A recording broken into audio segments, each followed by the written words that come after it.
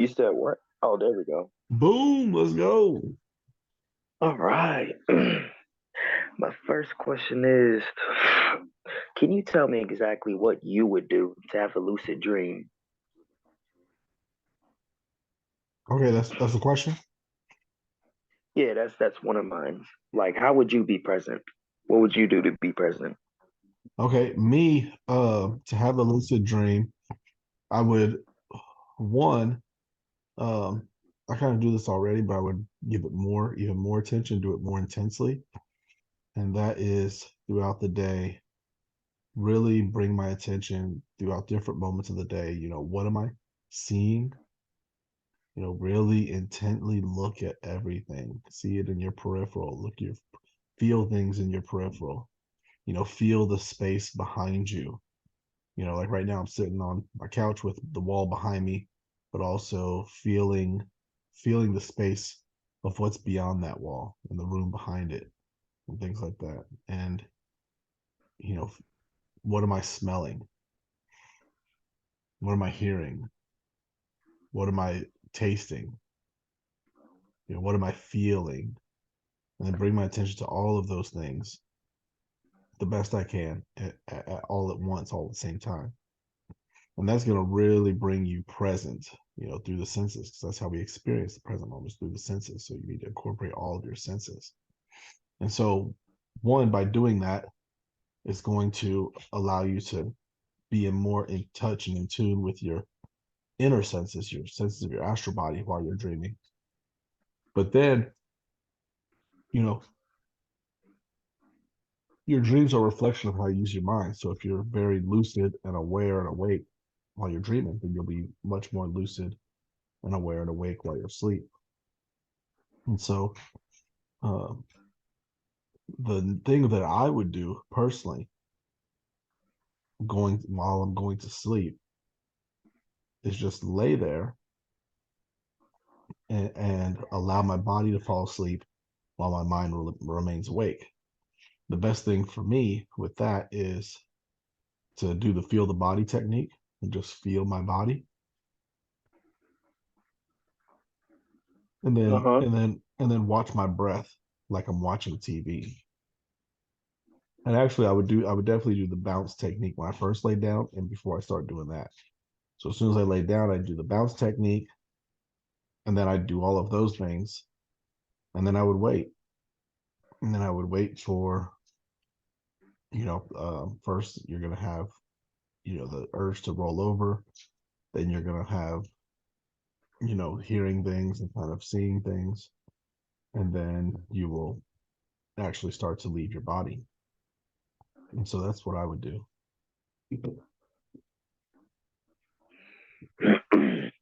Okay. Okay. How's And I that also different had from what you're doing? different from what I'm doing. Mhm. For me, the first thing that I would do is I would just put my attention onto my feet on up. Mhm. Then I hold my attention onto my body and I become very aware of what I'm doing. And then I become aware of everything around me, what is going on around me, what I just got done doing, what do I have going on, what am I feeling? Yeah, what I have going on and me just being present with my body. That's basically all I do when I try to Mhm. do that. Mhm. It's just the key factor for me is trying to remain disciplined with it. Because Mhm. today I was mostly present, but I wasn't all the way present like I could have been. Mhm. So, yeah, the one day I was actually fully present. That's when I had a lucid dream. And that's what Yeah, I'm trying yeah. to replicate. That's what I'm trying to Mhm. replicate. Yeah, and that's the biggest thing you can do is just remain disciplined in that way. Like take your candle exercise from just 10 Uh-huh. minutes a day to now it's an all day exercise, all day long. What needs your attention? That is your candle. You know what I mean? If I'm talking to this person and they need my attention, then they are my candle. The words that they're using are where my attention needs to be. If I need to remove my attention momentarily and address something else, then let me remove my attention from there and place it over here. With the candle, you've had thousands of times practicing removing your attention from somewhere you don't want it to be and placing it where you do want it to be. And just do that all throughout the day, all day long.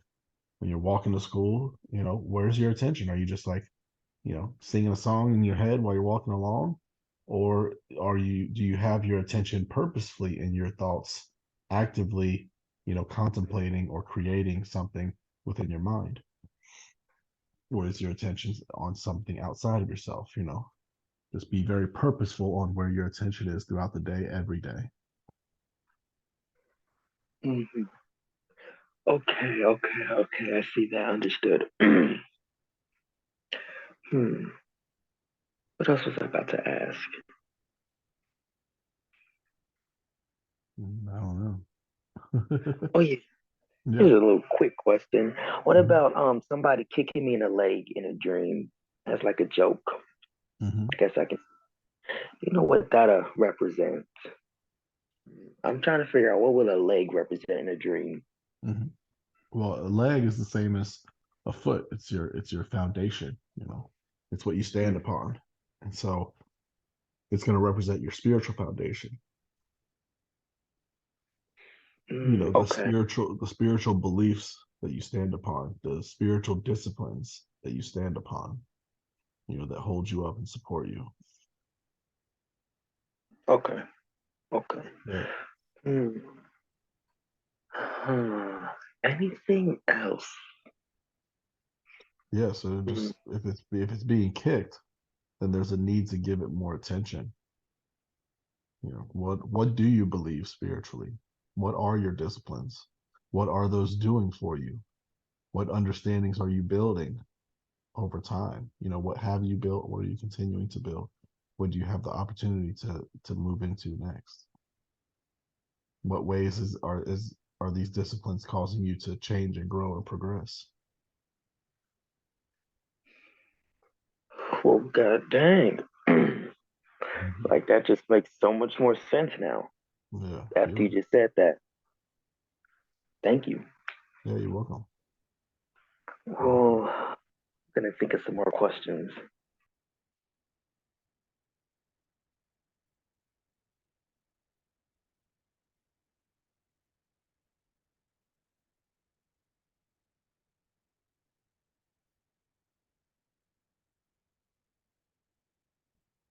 Okay. Well, while you're thinking, do you have any questions, priestess? I had asked a question in the chat about Yeah. knowing whether a dream word was for you or somebody else, because I know you say that the dreams are, for us, but when I was looking in the Bible and came across where there was a king who had a dream about seven cows who skinny ones who ate seven big ones, Hmm. but it was like that dream was, like a prediction of something. Hmm. So is there, like, how do we tell whether, like, what the dream is for? Yeah. So the dream is always going to be for you, a message for you that will never change. Now, you do have precognitive dreams, and there can be precognitive dreams, and those will have a different quality, a different feel to it. Like, have you ever had a lucid dream, or have you ever had someone visit you in a dream? Yes. Both. Yeah, yeah, and those felt totally different than a normal dream, right? Mm-hmm. Yeah, so the whole quality of the dream for a precognitive dream is going to have that same different feel. Also, there's just going to be a different quality to it. It's the best way I can describe it.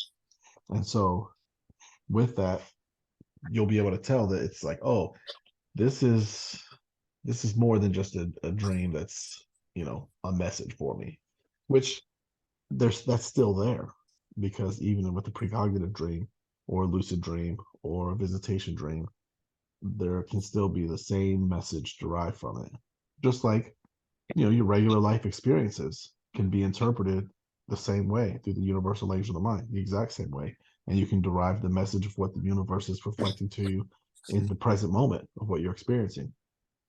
And so, that's how you identify it. And then Another thing with precognitive dreams, though, is to remember that it's not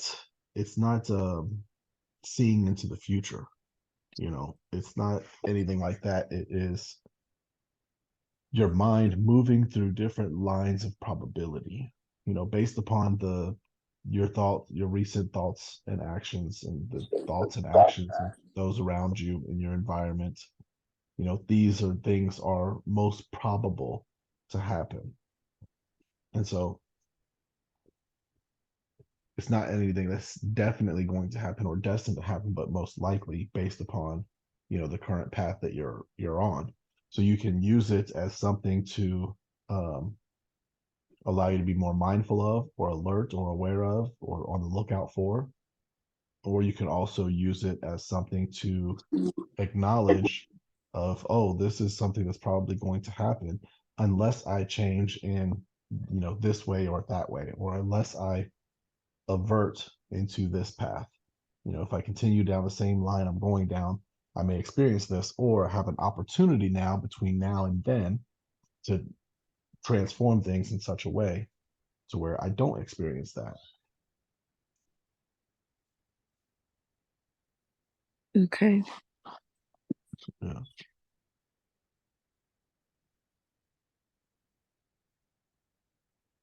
Are you gonna go over any dreams tonight? Yeah, I was gonna go over um, all the different dreams and things that were in the chat, but I definitely wanted to this time around leave space for the people that Right. showed up into the Zoom versus have that space be at the end. You know, Mm-hmm. yeah. Trisha, how are you? I'm good. How are you? Good, good, good, good. Yeah, I just got back from India and haven't had a chance yet to catch up on what I missed, but I'm looking Okay, forward to going through the recordings and beautiful. looks yeah, I've been reading everyone's dreams. There's a lot going on. Yeah, yeah, definitely a lot going on. Does anyone else in here have any questions or anything, or just want to share any of their experiences recently?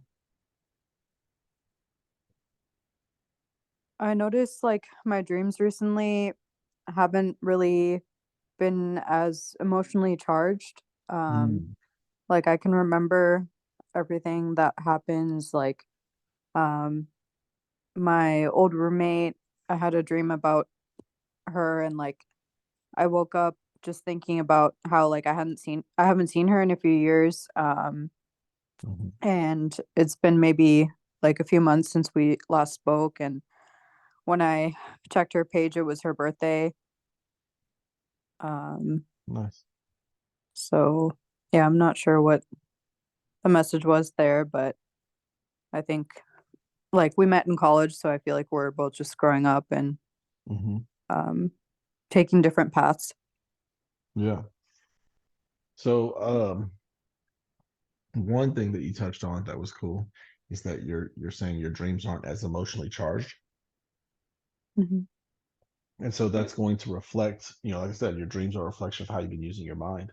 So that's going to reflect the progress you've made to where your emotions don't have such a strong influence on swaying you and influencing you to think in a certain way, act in a certain way, respond in a certain way. They're Mm. still there, but there's not such a strong charge to, push you and kind of sway you, kind of, you know, overwhelm your, thinking and uh, decision making and things. So it's not so charged up in your dreams then. So For strong sure. dreams. Nice. What kind of person is your old roommate, former roommate? Um, like when we were in college, like I feel like there were things like she didn't share with me at the time, like that she had like a eating disorder and things like that. Hmm.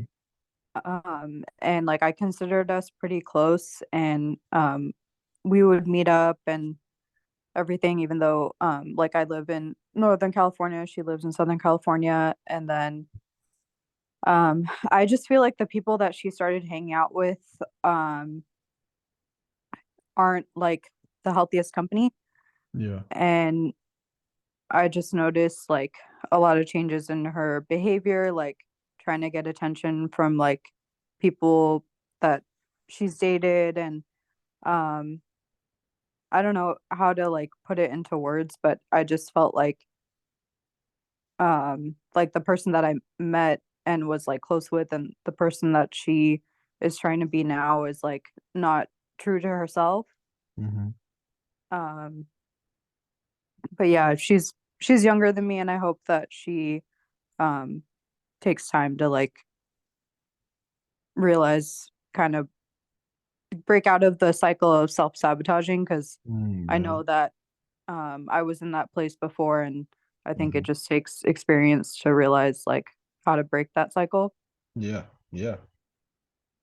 Yeah. And even most of all, a choice, you know, and Mm. self-awareness, you know, to know that you're even in that cycle and that you're kind of the cause of some of this, and Right. all of it really through, you know, universal laws and things. But at first, that first glimmer of self-awareness usually starts with just some. I So have a what? quick question for you. Yeah, yeah, go ahead. Um, do you follow like Chinese zodiacs and numerology? I pay attention like myself. You know, it's kind of easy because I'm a bull. And so Mhm. I'm a Taurus also with uh, you know, Western astrology. But mostly I follow Vedic astrology. And so I'm a Mm. cusper in Vedic astrology between Aries and Taurus. And Same so here. that's, yeah. Oh, nice. Yeah. So, yeah, so that's mostly what I follow. Um, you know, Chinese astrology, I do kind of pay attention to, just because, you know, like I understand the relationship between the bull and the rat.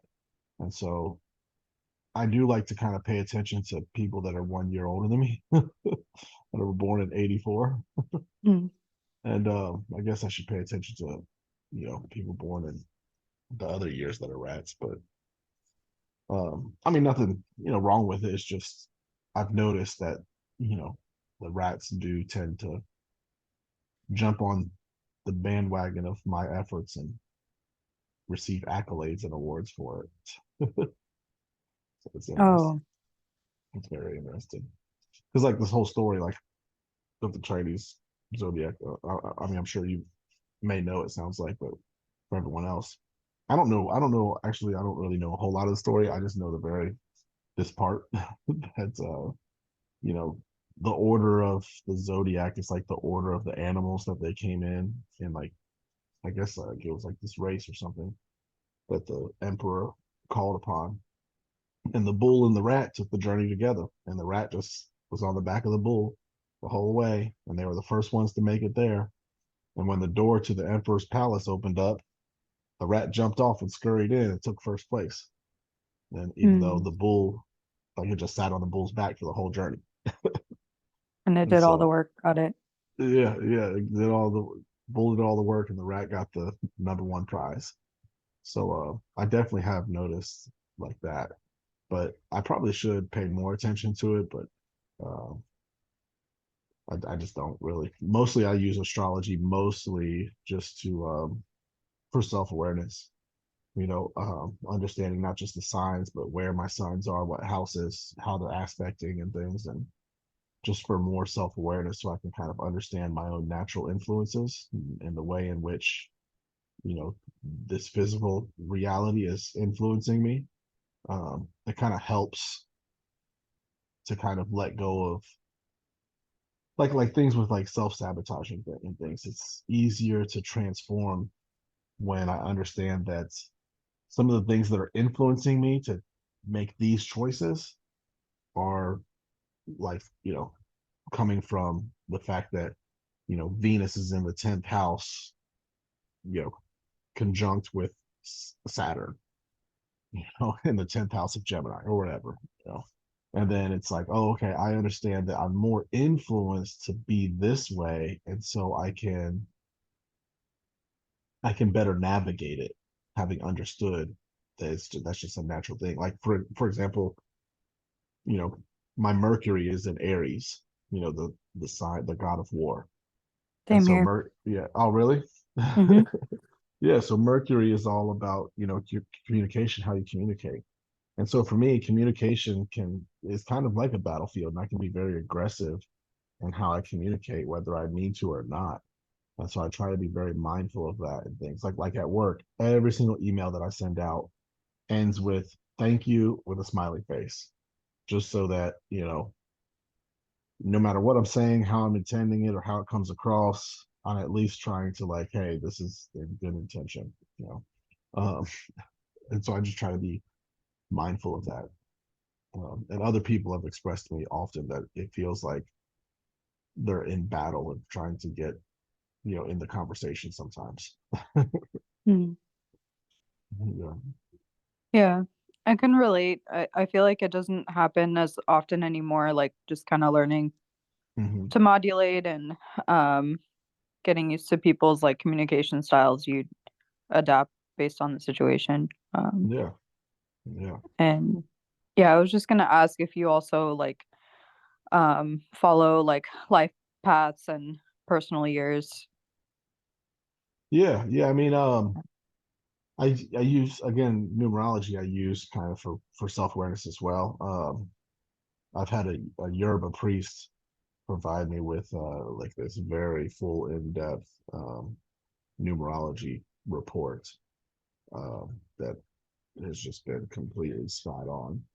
And so, like, once a year, I'll just read through it and refresh, and just for more self awareness, to understand myself better, to use that knowledge and information better, to continue to grow and transform and progress, spiritually, mentally, emotionally, physically, yeah, mostly spiritually.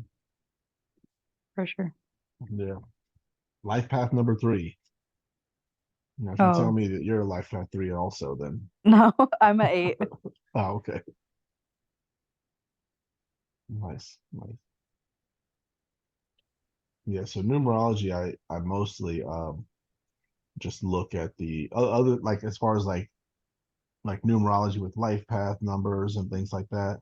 I don't really study any of that. I just study my own personal report, and because I mean that Europe priest, he spent his whole life, doing it. So he knows, he knows all the ins and outs of it. I don't need to, because he's translated it for me in a way that I like. Because like I usually don't like to just read or find out like, oh, what is this, like a natal chart. I don't like, oh, you're, Moon and Jupiter are to conjunct together in the sign of Aquarius in the, what is it, the 10th house. And so, you know, you get a natal chart reading from somewhere, it's gonna be like, oh, you're the type of person that's like this. It's like, no, what do those planets mean? What does that house mean? What does that conjunction mean? And then I'll interpret it myself. Usually that's how I am. But with this, I don't know, just this year of a priest, the way he words it, it's not like him telling me how I am. It's just him saying, "Oh, this is what this is. This means that this are going to aspect in these kind of ways," and then I can see it play out for myself in my life. But as far as new numbers and interpreting numbers, I use the universal language of the mind. So I find that to be far more accurate as far as just how numbers are showing up in life, the same way how numbers are showing up in dreams. Got it. Yeah, but that's just me personally.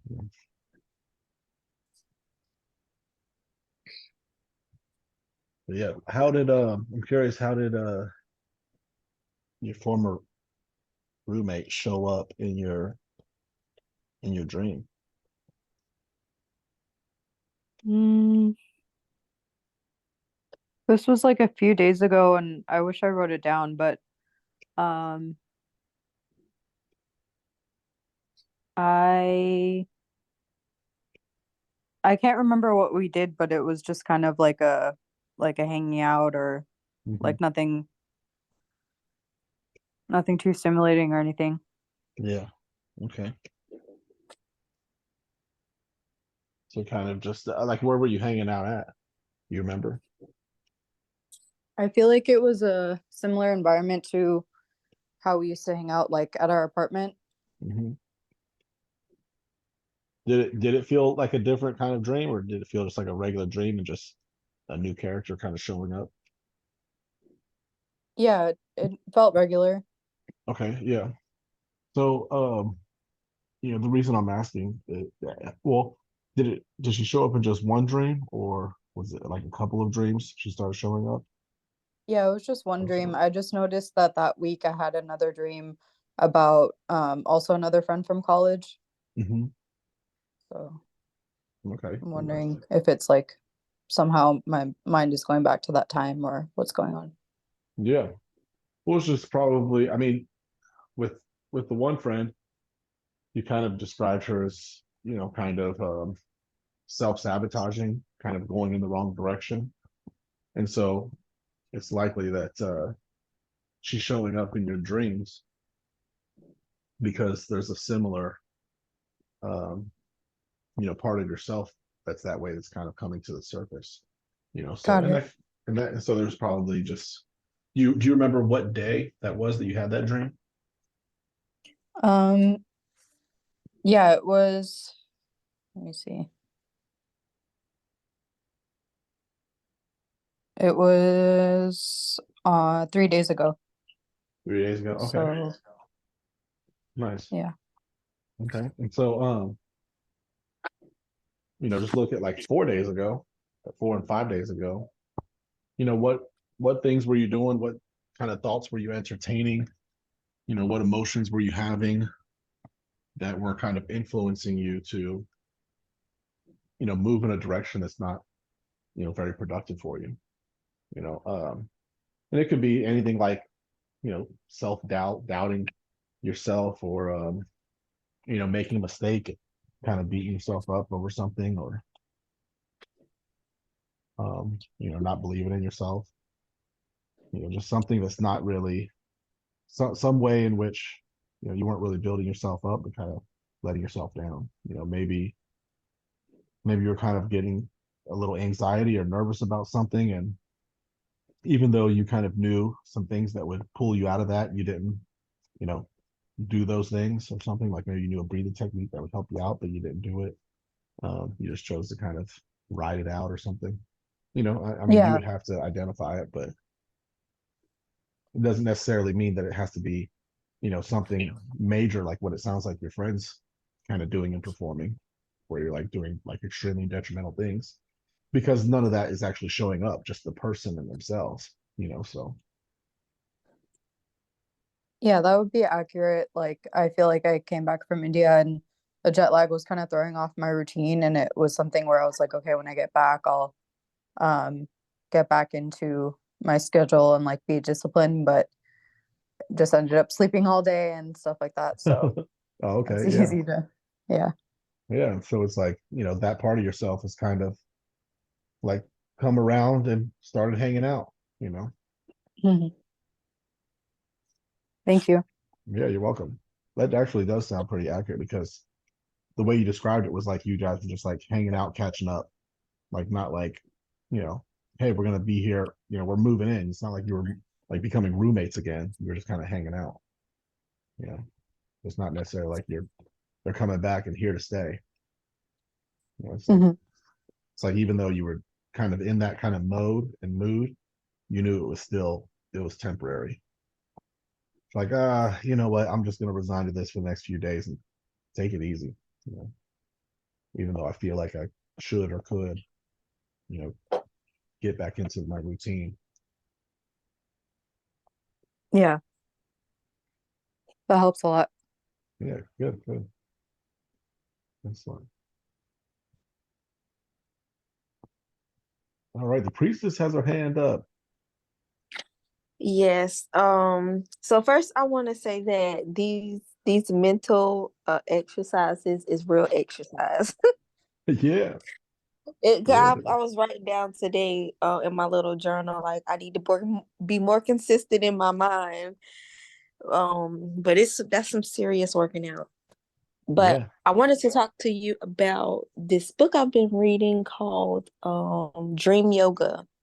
Yeah. And so one of the things that they have you to do in there is to question everything in your waking life, so that Hmm. while you're dreaming, you can question everything and therefore be able to wake yourself up in the dream world. And they say once Yeah. you do that, you can never go back to sleep in that world. Um, yeah, I mean, so And like go those ahead. kind of, yeah, I was gonna say those kind of reality checks. I mean, they're like they hit and miss, because when you get into doing like they're called reality checks because you're checking for what reality you're in, right? Hmm. And so this one sounds like it would be better than most others. Like some are like looking at a clock twice. Because in a dream, when you like has anybody ever tried to read something in a dream and had difficulty? Mm-mm. No? Okay. Or I I've have, never. and it looked weird. I mean, who we like just squiggly yeah. lines. Well, a lot of times when you actually are able to see words and things, like say you have like say there's a billboard and you go to read the sentence on the billboard, you can look at it and it says, you know, turn left at the next exit. And then you look away and then look back and it says, you know, 5 dogs on the road. I mean, or if you're looking at a page of words, you can reread it 8 times and it'll be 8 different things every single time. And so, you know, a reality check of like checking a clock twice. If the clock's the same, then you're awake. If it's different, then you're in a dream. Or sticking your finger through your hand, you know. You can't stick your finger through your hand, so I must be awake. Oh, I can stick my finger through my hand, I must be asleep. Um, there's a ton of others, but like this one, questioning your reality, and then your mind's going to come up with answers to those questions. And then the idea is that when you're in a dream and you start questioning your reality, you're going to become aware that you're not awake. Well, the thing with these reality checks is that oh yeah, another one is like jumping to try to fly. You'll jump and try to fly, and then you'll just land on the ground. You'll be like, oh, okay, I only went 2 feet. I must be in a dream. Well, you'll get in the dream and you'll try to jump and fly, and the limitations within your mind from your physical reality will also be there because you're semi-lucid to even know to check. And so, even though you get into a habit of it, you're still semi-lucid to remember to check in your dream. So that semi-lucidity will also bring to the forefront the limitations of your waking life. So when you try to jump, yeah, you might jump 10 feet, but you'll still reason it away. Like, oh, well, I didn't fly, so maybe I'm not yet dreaming. Or you'll stick your finger in your hand, it'll only go halfway through. It's like, didn't go all the way. Or you'll just like reason it away. Or, when you start to question your reality, you'll find reasons not to believe it. But that one does present a little more opportunity to then become lucid. But yeah, reality checks, they just it has a small percentage of success. Even when you start checking for your reality in the dream, it still doesn't mean you'll become lucid. Like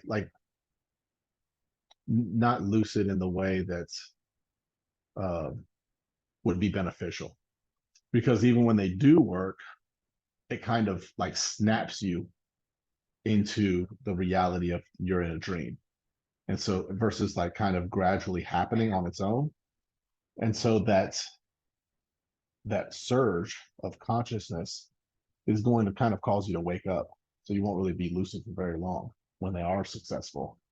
And so it just takes a lot longer to utilize reality checks and to be able to become lucid regularly. But the thing with because the main part of reality checks that do work And this is why I said that this one actually would be far more successful than the other ones. Is like I was telling Kez earlier, what do I do for lucid dreaming? And I said, well, before I even go to sleep, I do this throughout the day. And so what questioning your reality is going to do is going to cause you to be more present, more alert and aware of what you're experiencing in the present moment. And like I say all the time, like you all are, continuing to understand more and more. Your dreams are a reflection of how you're using your mind. So the more that you do question your reality, then the more you are going to be spending more time being very present and lucid and aware and awake in different moments throughout the day. To where then, while you're dreaming, you're naturally going to become more lucid, aware, and awake throughout the dream. To where once you actually do become lucid, it's just like taking one step. It's not like, falling from 10 feet high, it's just taking one step. I was semi-lucid for like 8 dreams in a row, and now I'm lucid. And so then there's not a lot of emotional charge to it that's going to pull you back to waking up. There's not a whole lot of, you know, I was kind of just unconsciously moving through my dreams, and then now I'm 100% lucid and aware and awake. To where I'm gonna, it's so much of a momentum swing that it's gonna push me to becoming so much more awake within the dream that I actually do wake up. And because those are kind of the difficult things with people starting out lucid dreaming. They get too emotional, they get too excited or scared, and then they wake themselves up because you're mostly dreaming in the astral plane, lower or upper astral plane, and the emotional plane is the plane of existence between the astral planes and the physical plane. So if you get too emotional, those strong emotions, or if you get too excited or too scared or anything or whatever, those strong emotions are going to pull you out of the astral plane and into the emotional plane, and then that momentum from going from one plane to the next is going to propel you further into that same direction, which is out into the physical and wake you up. And so those kind of things are, so that's why I steer. So I don't really steer how, into those or teach those, but I also am very careful not to like try to paint any picture of like, don't try that, don't do that, because you can definitely have success. It's just, you know, I don't know. It just wouldn't be as so how do you control fast. your emotions so that it doesn't happen? Because that's the experience Mm-hmm. that I had when I did. I got scared because I was aware of what was going on, and there was like so much stuff moving. Um, like everything Yeah. was like solid, and everything started moving. I was like, oh no. Um, and then from having all this knowledge, like I ain't about to get lost out here. My silver cord not about to be broke. So I'm like, Oh wake no, up, don't worry about girl. that. Yeah, don't worry about that. So so that's what happened, and then I went right back to my body. Like I Yeah. was like, no, find your body. Yeah. You're wake up. Yeah. And so one thing, like for me, when I first started becoming lucid years ago, I would start testing things, testing the boundaries. Can I get hurt? Can I be harmed? Can I do this? Can I do that? One thing to remember as far as like with the silver, because there's a lot of bad information out there, which is 100% designed to keep people from exploring this part of themselves, because then they're going to really understand more and more of their true power, and then they'll be able to bring that power into the present and the physical and be more powerful beings, and less able, less likely that anyone can control and manipulate them. But as far as like the silver cord, don't ever worry about, that you can't break it. It's just, I mean, until you die and it dissolves away, and thus you're having the same exact experience, just you aren't coming back to your body in the morning. It's the only difference. And so, Mm-hmm. one thing to remember though, as far as the fear of, how do I get back though, like my very first time astral projecting, um, I've shared this story before, but that was kind of the thing that made me want to not do it. I did the little thing with the water, and my feet started lifting away, but then I realized, I thought, okay, I'm about to take off. How do I get back? I don't know. I read that whole book twice. So I know the answer isn't in there. They didn't share that part. How do I get back? Now I naturally know you'll just end up coming back. Or as soon as you start thinking about coming back, boom, you're gonna be back. But Mm-hmm. I didn't know the answer. And so it scared me too. So I'm saying that to say I can 100% relate to that and why it's a valid fear and how it comes up and how strong it can be. And because you realize how alone you are in that moment. You're leaving the physical, so everyone in the physical, no one can help you because they are in the physical. You know what I mean? And so it can intensify how scary that can be. But the thing that I want to share is to remember that there is a universal law. You are where your attention is. So anytime you're out actually projecting, lucid dreaming, whatever, if you all you have to do is just put your attention on your body, bring your attention back to your body, and you will be back at your body, as instantaneous as it is that the amount of attention you put on it. You know, but to what you were saying, because wait 1 second, let me back up.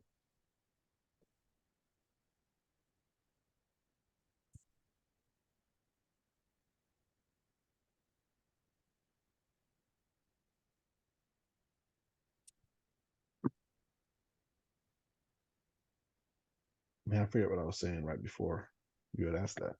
So nice. I don't know, but the question was how to be to control your emotions in that state. Yes. Yeah. So I had a question that I was going to ask you, and that's what I was missing. So have you ever played sports? Yes. Okay. What sport did you play? What I was your favorite played sport? um I played football. Yeah. Mhm. Okay. You play football like on the team? Mhm. Okay. And do you remember your very first game? No. Mm-mm. You don't remember like the first game that you started in or like played in? Like the very first game? No. Um, like did you play in high school? No, I played with and like the community centers, you know how they have like the Okay, gotcha. Did you play any sports in high school? no. Okay. Mm-mm. Okay, gotcha. Um, let me see. So you like played at the community sports centers like when you were a kid, you're saying? Yes. Okay. Yeah, that's less. Um, I was trying to think of if there was something that you could relate to that and so I came up with sports right away. Just because like, your first game in a sport, you're like really nervous no matter who you are.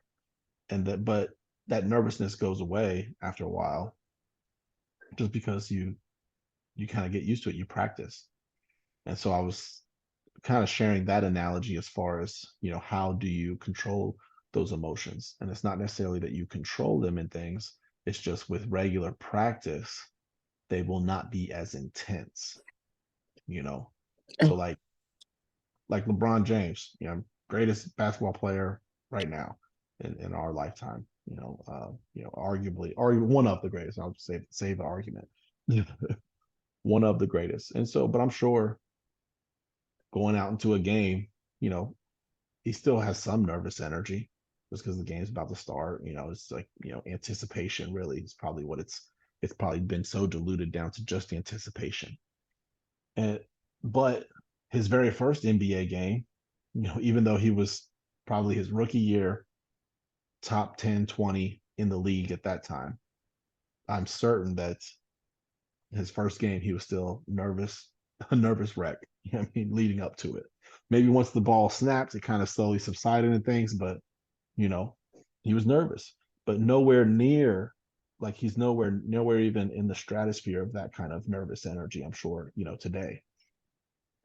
And so, his first finals game, he probably, even though he had been in the league for a couple years at that point, I'm sure he was very nervous all of a sudden. The few days before, he just played in a conference championship game, but now it's the finals. It's different. So, but after a while now, I mean, he went to like what 9 finals straight. I'm sure those finals games, even though they may have been the emotion may have still been there. It was not as noticeable. It wasn't as strong. It wasn't as influential. So the same thing with your lucid dreaming. When you very first start, those emotions are going to be very intense. And not that those emotions ever go away. There'll be times when, you don't even experience them at all, but there'll still be times maybe where there is still a little bit of that emotion or energy. But with regular practice and being consistent and regular with it, it will definitely subside tremendously to where it won't really have such influence or control over you. Okay. And so with that description, maybe there's something else in your life that, yeah, driving. There we go. You remember your first time driving? It was perfect. Mm-hmm. I don't know why I didn't think of this first. So were you Yes, I were do. you nervous at all driving your very first time? Yes. Yeah. Mm-hmm. But like driving, did you drive anywhere today? Yes, I did. Mm-hmm. Did you get nervous, No, leading I'm up a to it? pro Like, now. yeah, when you were walking to the car, you weren't like, oh shit, here we go. No. No, not at all. So lucid dreaming is going to be the same way. This is such a perfect analogy. I don't know why I didn't think of it. Just because it's like literally getting into another vehicle and navigating a new realm. So car representing the body. I don't know why I didn't think of that first. It's funny. But yeah, so that's exactly how it is. Right now you're a new driver. I mean, you've only taken it for a test drive a handful of times. You know what I mean? How long did it take you to no longer be nervous driving a car? It took a while. Yeah, a whole summer, a whole year, Yeah, probably or just a so. whole week? Um, I think I would say maybe a summer. Okay, yeah, so a whole summer. So be the same with yourself. In astral traveling and lucid dreaming. You know, give it 30 times, and then see. You'll be a pro by then.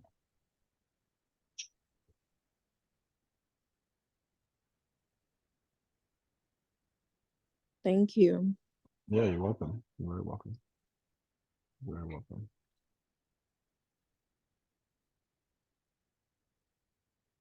Anyone else have any thoughts or questions or anything? Or experiences they want to share? Okay, well, let me get into these questions and thoughts and dreams in the Discord. Yeah, this month has been jam-packed. All right, let me see here.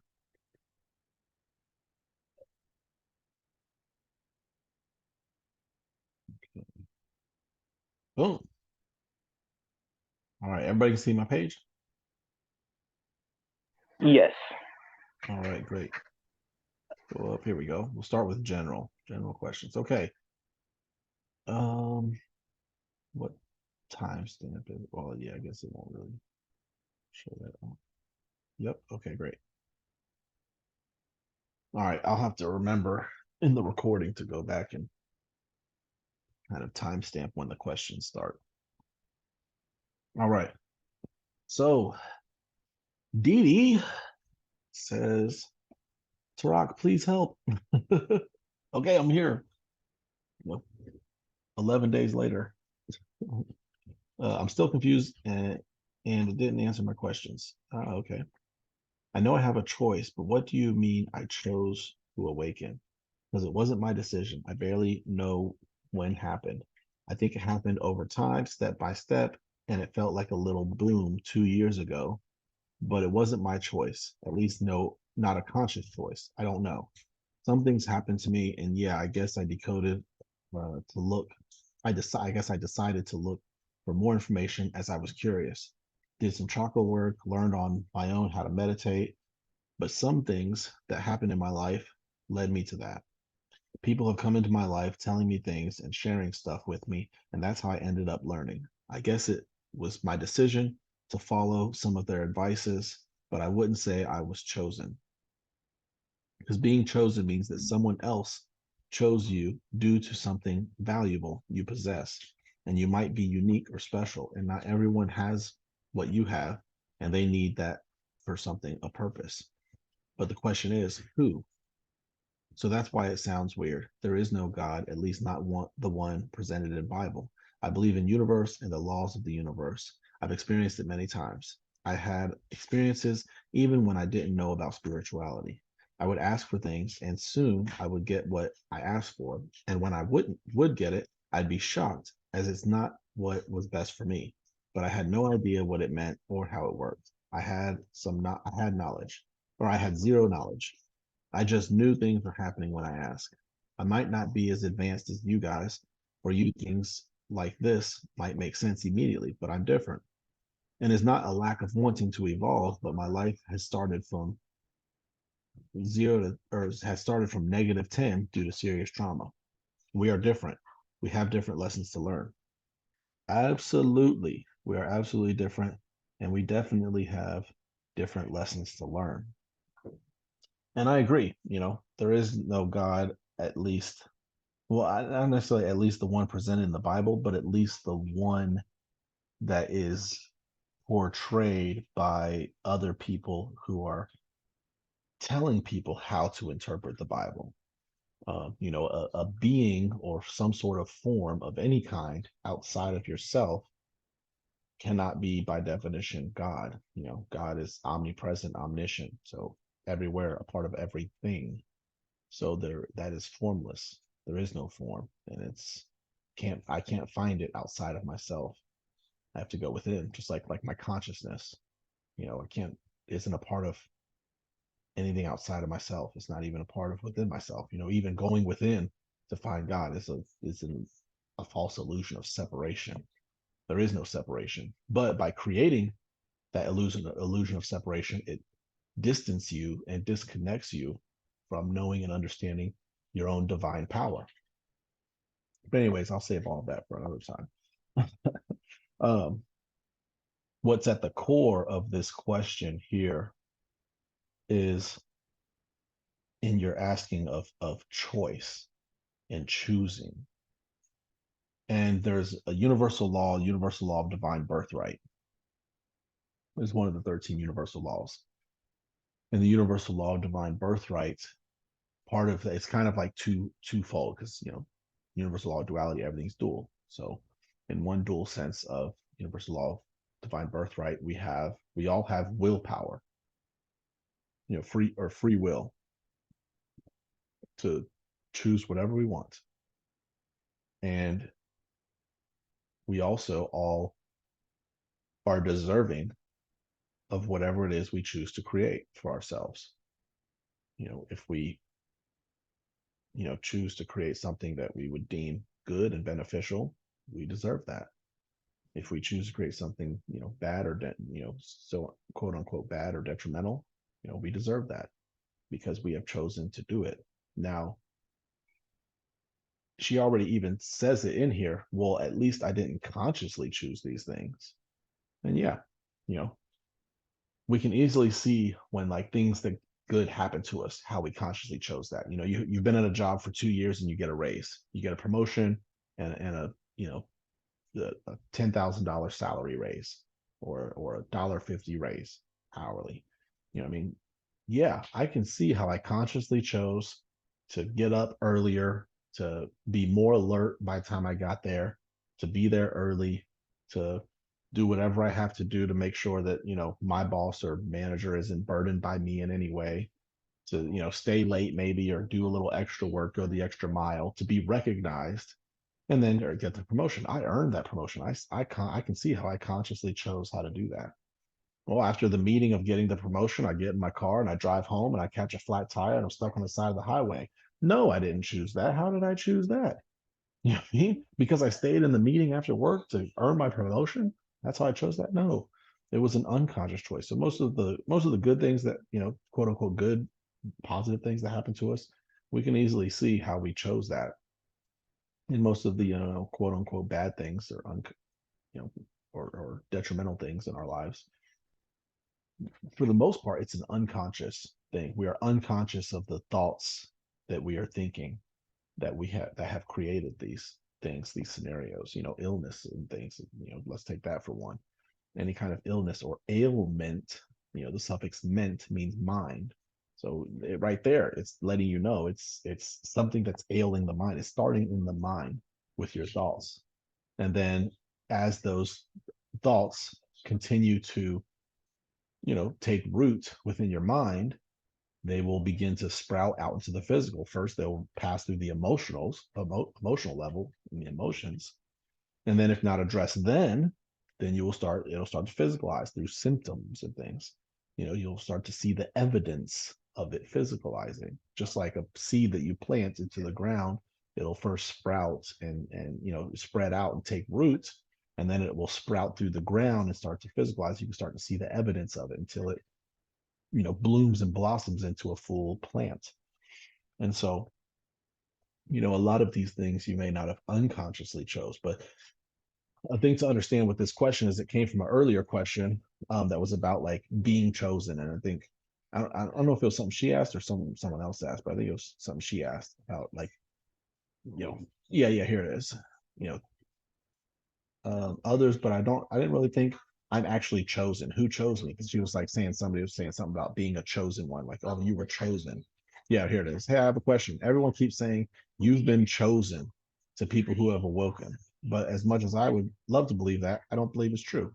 Yeah, I mean, nothing and no one outside of yourself has chosen you, because through the universal law of divine birthright, you have the ultimate say. Now, through the universal law of free, of divine birthright, yes, we do have free will, but there are people out there who would impose their will upon others, and if you have a weak will, then you can be greatly influenced by other people.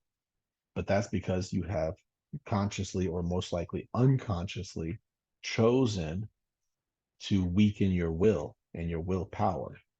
And so because of that, you have then ultimately chosen to allow yourself to be pushed around by the wills of other people in your environment, other people in your reality.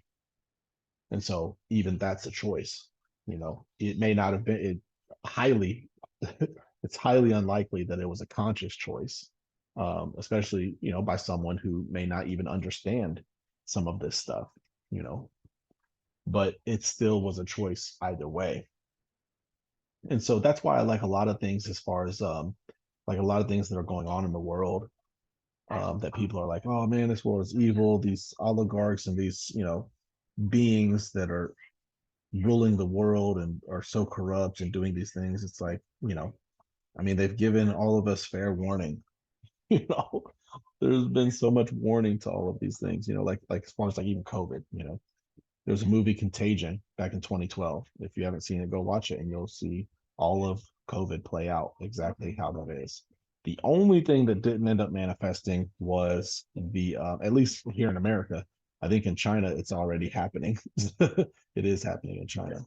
You have like, I saw a video just the other day where you have to like, show this like ID that, like it's like a health passport. So you have to like be healthy enough to move around. So like in Contagion, it's the exact same thing. This disease from a bat, and all this other stuff. I mean, not to say that COVID was from a bat, but that's what they were saying. But anyways, um, you couldn't go anywhere by the end of the movie. You couldn't go anywhere if you didn't have like this bracelet showing that you've been vaccinated. But all type of stuff, man. I mean, um, what's some other stuff that I was just thinking of? It's the same way. Oh yeah, Jupiter Ascending. Jupiter Ascending is all about how the people on this planet, on planet Earth, are ripe for harvest, and that there are beings beyond this, this terraform, the Earth, that are here purely to harvest our energy. And so, they let you know that that's happening. So if you allow it to happen, you've been warned. You've, you may not, it may not have given you a way of knowing how to move beyond it, but they've giving you warning. I mean, there's all type of stuff. All this stuff has already been kind of conveyed, hey, this is what we're going to do. Tomorrowland, hey, we're going to use the television in order to create a collective consciousness, a mass group consciousness to help influence global events. Get lots of people around the world visualizing the same things within their mind in order to manifest it. I mean, they name it television. I'm going to tell you a vision. I'm going to program your consciousness for you to tune into. I mean, Hollywood, the wood of a holly tree. It was what magic sticks are made out of. It's a script, that they cast. Anyways, all of it's a choice, is what I'm coming down to. And all of it is a choice that you are either consciously making or not making. So personal responsibility definitely comes into play with all of it. So your answer, Didi, was already in your question. I didn't consciously choose this. Well, yeah, a lot of it was unconscious then. Maybe your soul was like, look, if I make it this far, then, and I don't start to, kind of follow my purpose in this way and start to seek out some more self-awareness and spiritual development and soul growth, then maybe I need these things to happen to me in order to push me in that direction. Like for me, right before I woke up, I was dying, literally dying. And the fact that I was dying is what caused me to wake up. So I think it's hilarious now because like to me, it was like kind of like my soul was like, look, you're making these choices here and it's just building more karma for us. And so if you're going to keep on this path, let's just pull you out now and start over. But it was like, oh, okay, no, you started, you came through, it came together. So, yeah.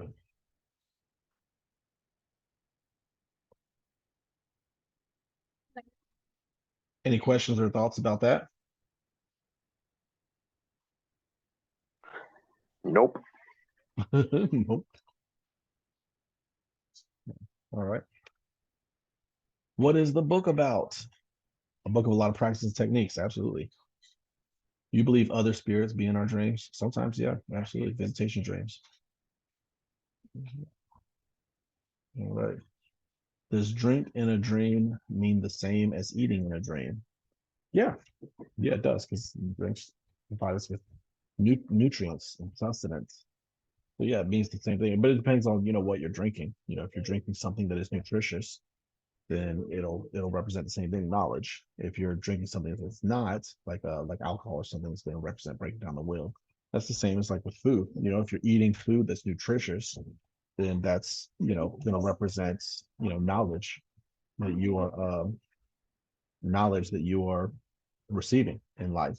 But if you're eating donuts and cakes and candies, it's representing um, you know satisfying the senses, moving through life instead of like really absorbing the knowledge available in life, moving through life and just kind of, just to satisfy your senses.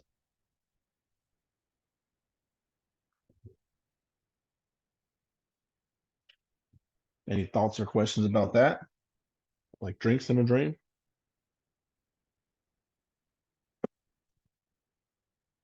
Did you have a drink in a dream that caused you I to? did. I Yeah, go ahead. did. And I think it was something colorful. I would say it was Nice. juice or maybe Nice. Kool-Aid or something. I don't know. Yeah. Okay, so like juice would be, something nutritious, but like Kool-Aid or soda, that's gonna fall in the same lines as like candy and cake. Like you don't drink, Mm-hmm. you're not grabbing a Coca-Cola or a Sprite and drinking it because you're like, oh man, you know what? My liver needs some Coke today, or oh, my kidneys need some work. Let me go drink some Kool-Aid. Nah, Mm-hmm. you might be like, oh, my liver needs some help. Let me go drink some beet juice. That makes sense, but not the other way around. So why do you drink Kool-Aid? You drink Kool-Aid or soda or Sprite because it tastes good. I want to satisfy my sense, and so it's going to be the same as like candy and Coke or candy and donuts and things, like just going through life just to satisfy the senses, you know, like, oh, let me, just, you know, smoke weed, play games, uh, have sex. And like my whole entire life is just all about, satisfying the senses and the pleasures of the body, versus, building more knowledge and awareness and spiritual understandings. And not that you can't do both, but it's like, which one is the primary purpose of your life? Which one is like fueling the choices that you make day in and day out?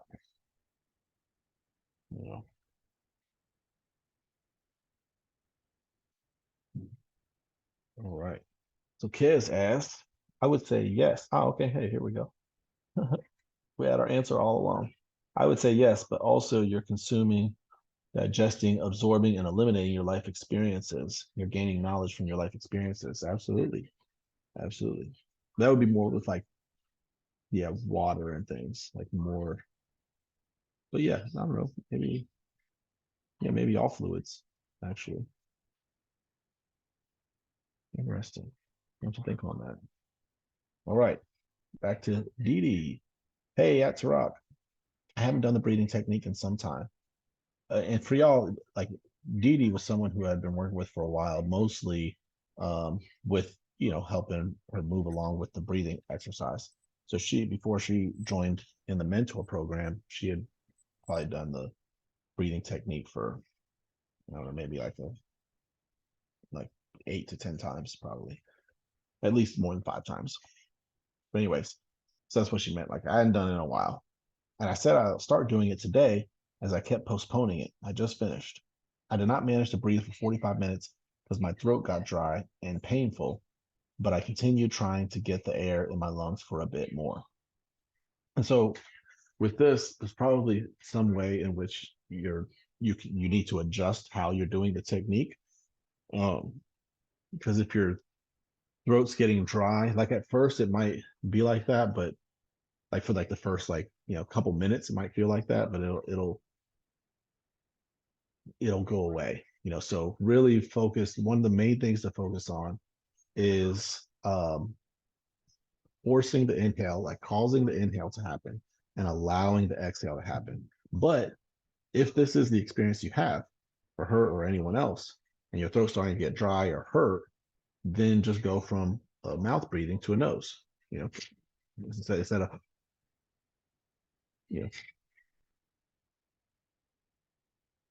go and do it through the nose, and alternate, switch back and forth if as you need, do it laying down, do it sitting down, do it standing up, adjust it however you need. There's no one way that this has to be done. It's mostly just, over charging your body with prana, with life force energy, with divine, vitality globules. That's pretty much it. However you have to make it happen, you make it happen. All right. But I mean, I did this for an hour and a half once. So, it's fine. It's just, do it how whatever you got to do to do it. But also, you don't always have to do it for 45 minutes every time either. That's another thing. Like I said, there's no one certain way. You can do it for just 20 seconds. There's a thing called 20 connected breaths. So it's just like a little surge, doing it 20 times.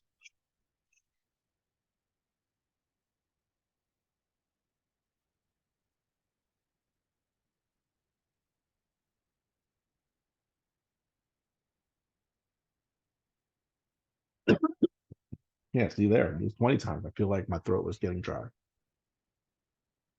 But that's fine. If you continue to push through it, you'll be fine. It's like a cold shower, I spent like 30 seconds like turning the shower cold last night. At first, yes, it's like, whoa, what the fuck? This is uncomfortable. This is treacherous. What am I doing? But around like 11, 12 seconds, it was fine. And around 11 and around like 11, 12 seconds, that's when I started to get colder.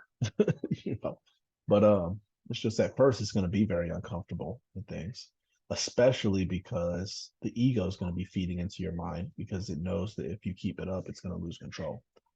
So that's big. But anyways, back to what she was saying.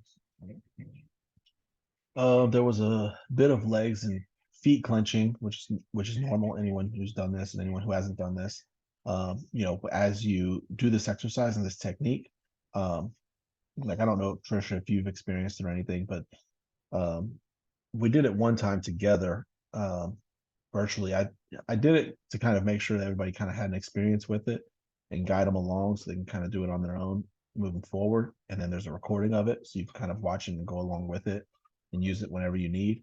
But I really like to be in person, it's just a whole different experience. So that's why I don't really like to do it online, but I will if I need to. And so I felt like it'd be beneficial then.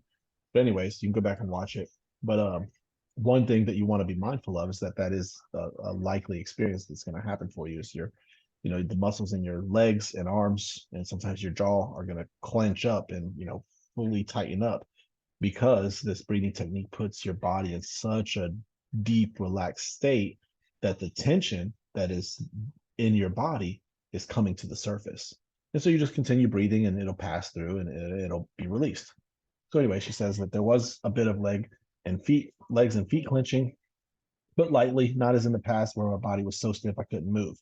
And yeah, that's another thing. You do this about like 10, 11, 12 times, the clenching part, tetanus or tinnitus will go away. Then when I entered in a state of relaxation and it went deeper and deeper as my arms and legs started unclenching, saw colors, green and purple, and at some point blue on the sides, moving around from left to right, forward and backwards, so close to my face and eyes. Repeated a mantra I created for myself. My mind, body, and soul are healed and unified. That's beautiful. My mind, body, and soul are healed and unified. My mind, body, and soul are healed and unified. All right. At some point, my body relaxed in such a state that I did not feel my body anymore. Nice. That's your mind, body, and soul being unified. Apart from breathing, it felt like I'm no longer in a body, like I was floating and couldn't feel the body. Enjoyed it then when I opened my eyes. Enjoyed it then when I opened my eyes, this constant loud noise in my head and ears. Lots of banging and ringing in my ears. It's always been like that every time after I do this. I like to stay in the meditative state after the breathing technique and say mantras because I feel like it's the most powerful then. I don't know this is just how I feel or think, but it's nice. I missed it. I wish you could give me a solution to the dry throat, though, or maybe I'm doing something wrong. I don't know. Intuitively, you already figured it out. So with the dry throat, it might just be that and also have a glass of water there. If your throat feels dry, stop breathing for a quick second to drink the water and go right back to it. You don't have to, if you have to get up and go to the bathroom, keep doing the breathing while you get up and go to the bathroom. You know what I mean? It's totally fine. Wim Hof does this breathing while he's running marathons and climbing Mount Everest. I mean, so you can get up and clean your house or something if you wanted to. It don't matter. You don't have to sit there laying down. But for the purpose of why you're wanting to do it, it'll be most beneficial doing it that way. But don't feel like you're limited or constrained. These are your guys' exercise. These are your techniques. These are your experiences. Have them however you intuitively feel you should. I'd like your thoughts and support suggestions, anything really. So just to recap, be sure that you're breathing in through the mouth and causing the exhale to happen, and then the inhale to happen, then allowing the exhale to happen. Like picking up a pillow and letting it go. Picking up a pillow and letting it go. You're picking up the breath and then letting it go. And have some water nearby to where as soon as it gets dry, take a sip. Even if it's like every 3 minutes, every 5 minutes, you're taking one drink. It's totally fine. No problem. Even if it's every 1 minute, then just bring a bigger bottle. And then two, or that was two. The next thing that I wanted to make sure to touch on is the ringing. That almost, you had the experience, not me. So I can't say for certain, but I would say I'm like 99% certain that what that is your vibration. When you like our vibration is resonating at a certain frequency, and we're so used to it that we don't perceive it. We can't hear it. We don't like air.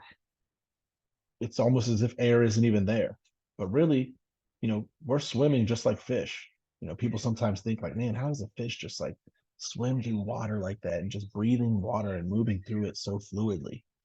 And fish probably look at us like, man, how do they just move so fluidly through. I mean, fish probably aren't thinking this, but I'm just saying, we're doing the same thing with oxygen. We're just swimming through this substance and breathing through it, and so our vibration is the same way. It's just so natural that we don't even perceive it. We don't even think about it. We don't even hear it.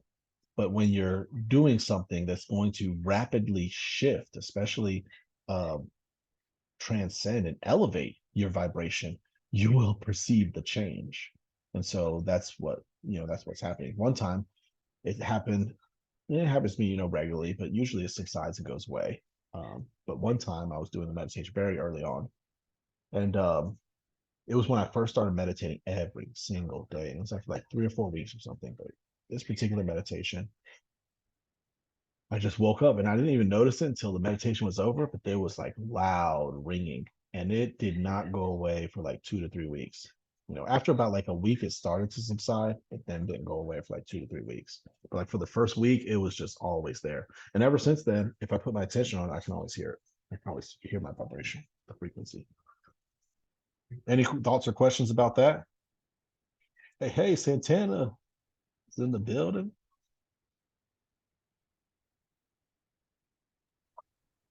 Hey, Tarak. Hey, how you feeling? Well, I'm just giving my son a bath while trying to listen in. So I'm Beautiful. sorry if I was being a little active. You're fine. I haven't been doing I haven't been consistent with any of the teachings. However, I am very much curious. I kind of came on late. That's okay. But I'm very much curious as to speed up with the meditation.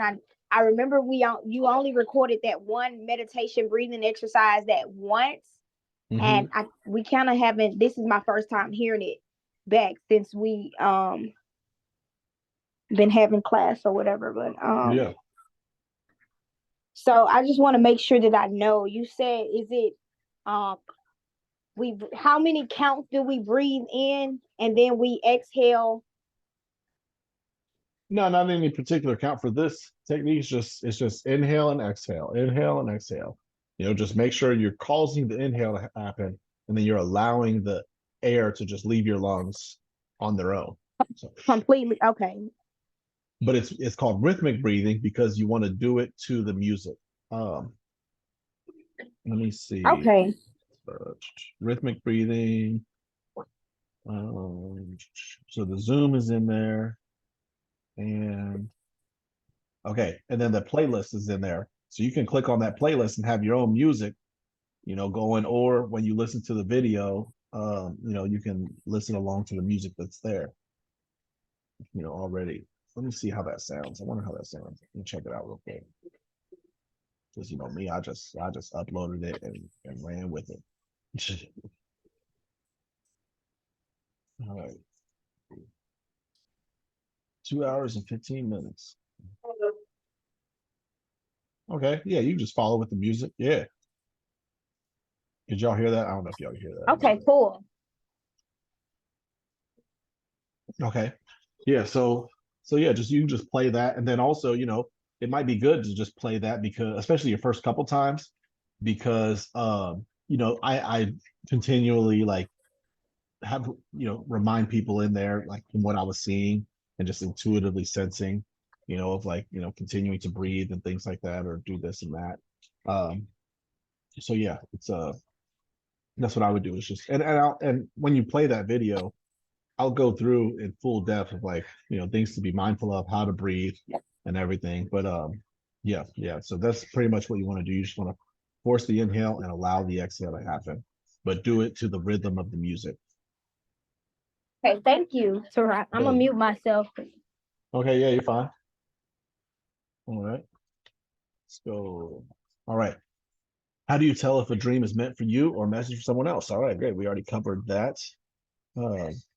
But also intuition, your own intuition, is going to tell you that. All right, every person, place, or thing in your dream is about you.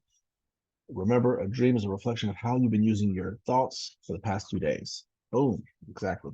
I asked this question thinking about in the Bible, how the king's dream was interpreted. He saw 7 lean cows devouring 7 fat cows. And And the dream was interpreted as the cows representing years, and that they will go through a famine in 7 years. It was like it was a prediction. Exactly. So that whole story um, of Joseph and I mean yeah, was it Joseph? Yeah. And the Pharaoh is all about um was that Jacob? Yeah, Jacob. I'm tripping.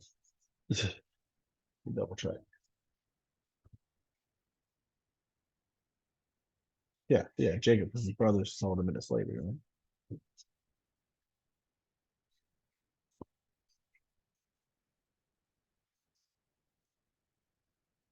Yeah, Jacob, yeah, I'm tripping.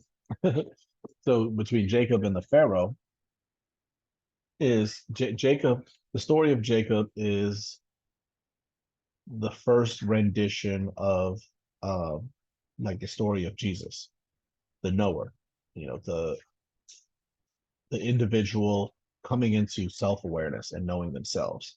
The Pharaoh represents superconscious mind. You know, um, if you read before that section of the Bible, you'll see that Jacob, had all these other brothers, and one he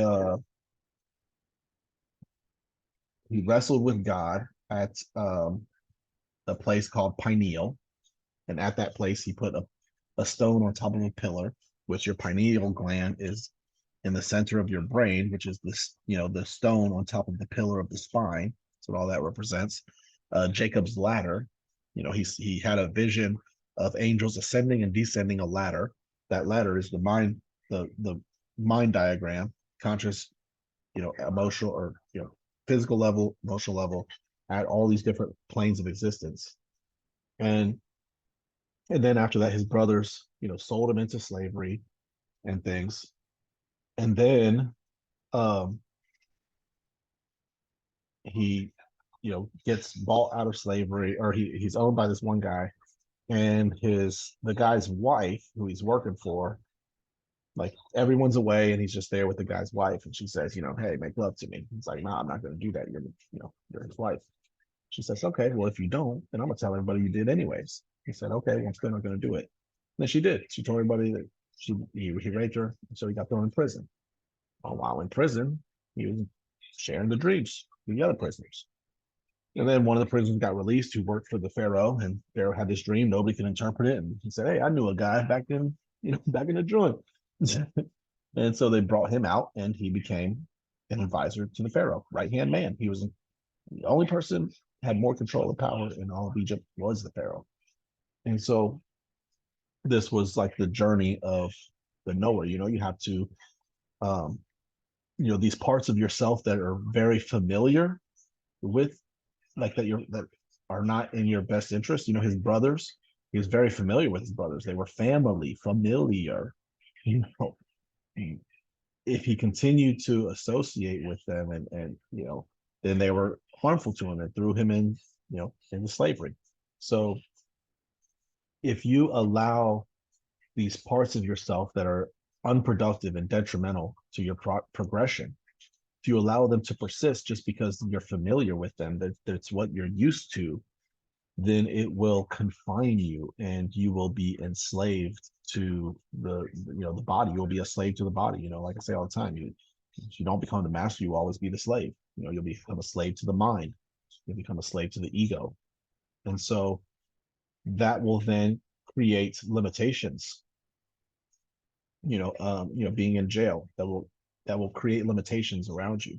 But if you continue to listen to the messages from your soul, interpreting dreams, if you continue to pay attention, then you will be freed from that, and you will rise up to the highest place of being in alignment and unification with the superconscious mind. And so that's what interpreting those dreams in the Bible represent, is being in tune with the understandings of your own soul. And so it's not that those particular dreams have a meaning. It's just then that story carries on into what then happens, where the family comes full circle, and now the brothers bring his father, and now these old parts of yourself, aren't necessarily, they're still there, they're still a part of who you are, but they then recognize the authority that you have. Like me, my ego is still very much a part of myself, but and I still wrestle with ego things at times, but my ego has no control like it used to. I was a slave to it fully. Has no control like it used to. It knows and recognizes my authority. Just like the brothers and his father Isaac, going and recognizing his authority. And so, anyways, that's kind of what that portion of the Bible is speaking to. Not necessarily like that dream is necessarily about to be interpreted that way. All right.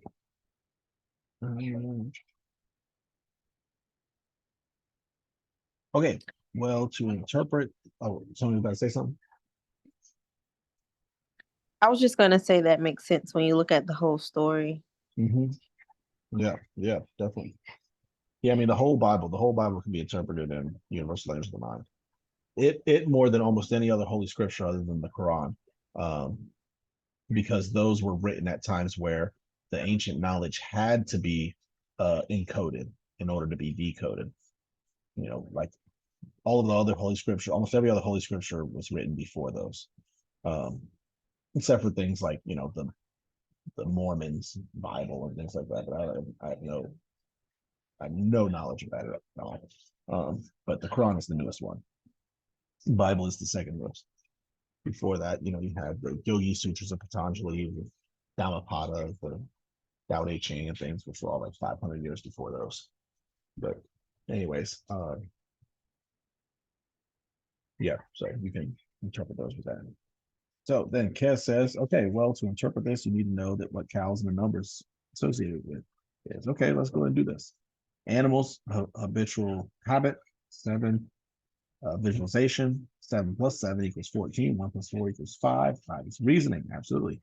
So you are visualizing mental habitual habits, transforming, using your reasoning tool to further help you transform that habit. You know what? That makes a lot of sense, because that is what one would need to do then in order to transform from being imprisoned from the self, being a prisoner to your mind and ego and body, into one who is more elevated and in alignment with the superconscious, the spirit. Nice. That's how I'll interpret this part of on the Bible. Beautiful kiss. 100, man. Golly. Okay, I get it, I think. Nice. Oh, yeah, I kind of forgot to explain the numbers part. First, there are 2 sets of 7. Okay, so just explaining how you add them up to things. Okay. When is the next class? Right now. Tomorrow, if I am right. Okay. All right. Excellent. Okay. So now on to the dreams. Any other questions or anything before we get to the dreams? Okay. All right. Okay. We didn't do the. Oh wait. When was the 4th? Okay. Yeah. So these. Okay. So yeah, right here. All right. This the second time a baby showed up in my dream. My baby daddy had my daughter. She was a baby in the dream about 6 to 9 months. And in real life, she's 9 years old. I saw him with someone else, and he was flaunting her. I snatched my baby from him, and my dad asked what was wrong. And I told him he was playing house, raising someone else's baby, and not his own. My dad said, really, and stepped between us because he was trying to grab me and went to him to talk to him. And I left with the baby and woke up. Baby, growth, development, nurture, or the responsibility of something. 9, completion or ending on a cycle. Dad, male aspect of superconscious mind, higher self. I think maybe there was some type of fighting with myself that I'm unaware of, or maybe inner child. Yeah, beautiful. So that is awesome that you already derived a lot of that from it, and then you were able to just look at the theme of the dream and find the core message. You know, at the end of the dream, they're fighting. And so, every person, place, or thing is a part of myself because the dream is about myself. Oh, okay, I must be fighting with myself. It's like some sort of internal conflict. And so, what is it that you all were fighting over? You know, you were fighting over the baby, you know, and it's usually, you know, has something to do with, you know, some kind of understanding of, you know, this is how this, you know, baby or whatever is going to, you know, develop. No, I'm going to, you know, have the baby and determine how it, you know, grows and then develops, you know. And so that's likely what this dream is about. It's like, you know,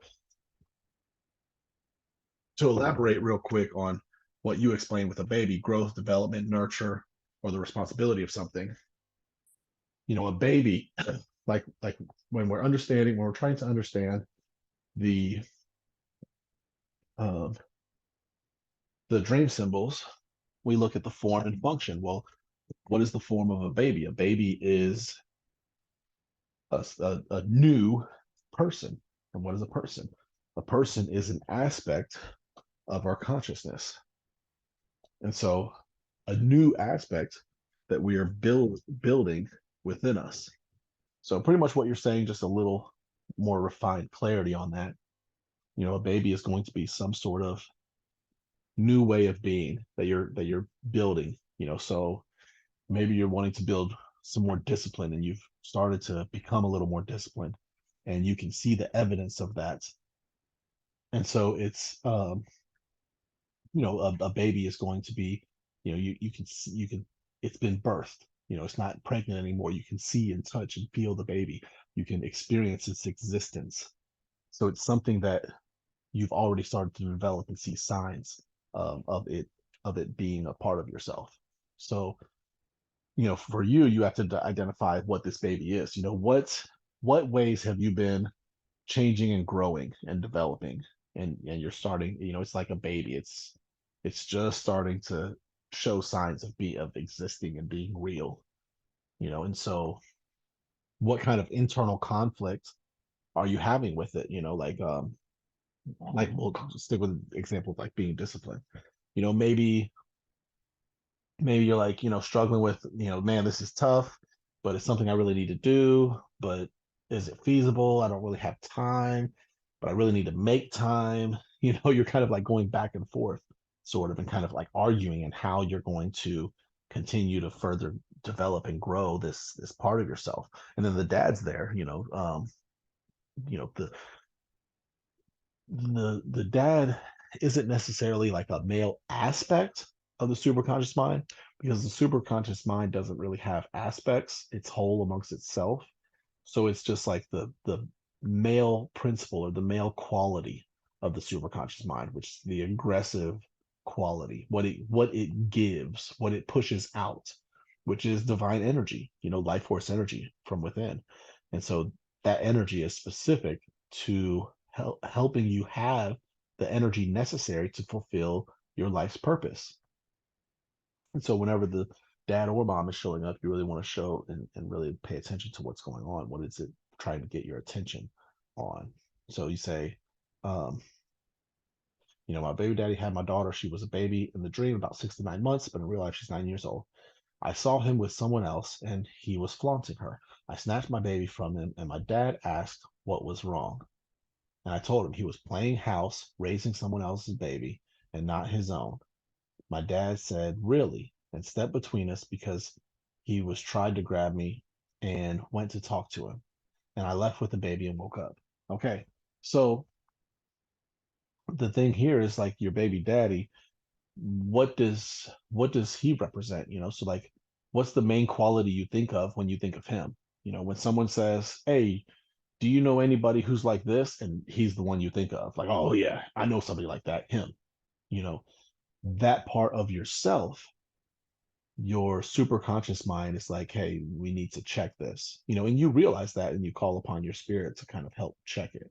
So, you know, let's just let's just for the sake of the example we've already given of like discipline, maybe he's irresponsible, because that's kind of what he's kind of showing you, saying your dad says, what's wrong? Oh, he's over here playing house. He's taking care of somebody else's responsibility versus before he's taking care of his own responsibilities. Maybe it's like irresponsible. And so it's like, oh, the ways in which I'm irresponsible, I need to check that part of myself in order to further develop this disciplined part of myself. Not to say that these are the things that this dream represents. You have to identify that, but just giving you an example to help you to identify that within yourself.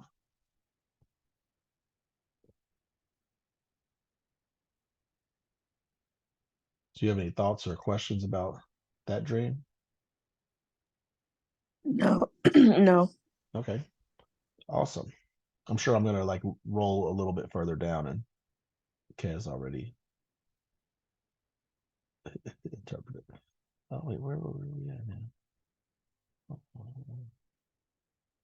Oh, okay, too far. That's why. Okay. Oh, wait, okay, I'm lost now. Okay, here we go. I started scrolling, didn't need to, I guess. Okay, so Dee Dee says, had a dream. Beautiful. I can't remember the beginning of the dream, but what I do remember is that I walked in a room and I saw my aunt with a black baby that was sexually abused by another kid and my uncle. I was shocked and I ran away. I was trying to announce the police, but my aunt and uncle were running after me to catch me. Kept running and jumped many fences. Wow. Kept running, but in slow motion, and I was struggling to run faster on a country road. Then I took a motorbike, drove it, was trying to run and call the police at the same time, but it was like I was running out of voice. Someone was after me while I was calling the police. Eventually, I spoke to them and they showed up. I was fighting this person who was after me. And then the police came, but it's like they couldn't see me and the perpetrator. I also remember I was beating my aunt, I think pretty bad, because they made a child abuse a baby. I was devastated and was crying. Initially, this was happening in my grandparents at Countryside. Wow. Wow. So, uh, as we've kind of like seen in the previous ones, Dee Dee often has different dreams sometimes where she's like beating people up. She's beating herself up some more. But the key to this one is like she's reaching out and calling for the police. So there's like enough discipline here that she's becoming aware of what is going on internally, needs to be corrected, needs to be addressed, needs to be handled and taken care of.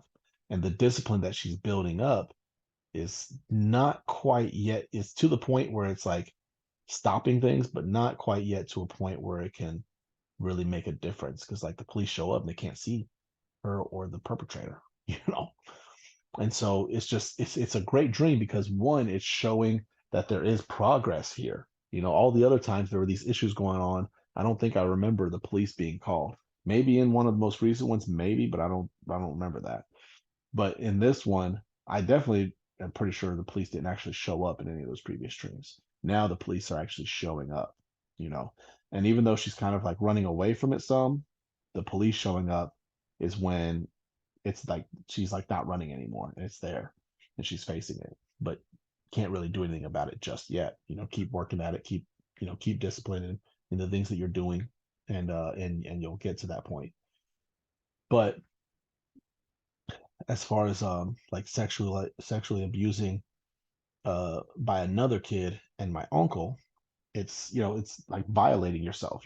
There's some way in which you're violating yourself, and sex is all about creation. So you're manifesting circumstances that are 100% against what you are actually wanting to do. So like we were talking about earlier, self-sabotage, falling into some self-sabotage.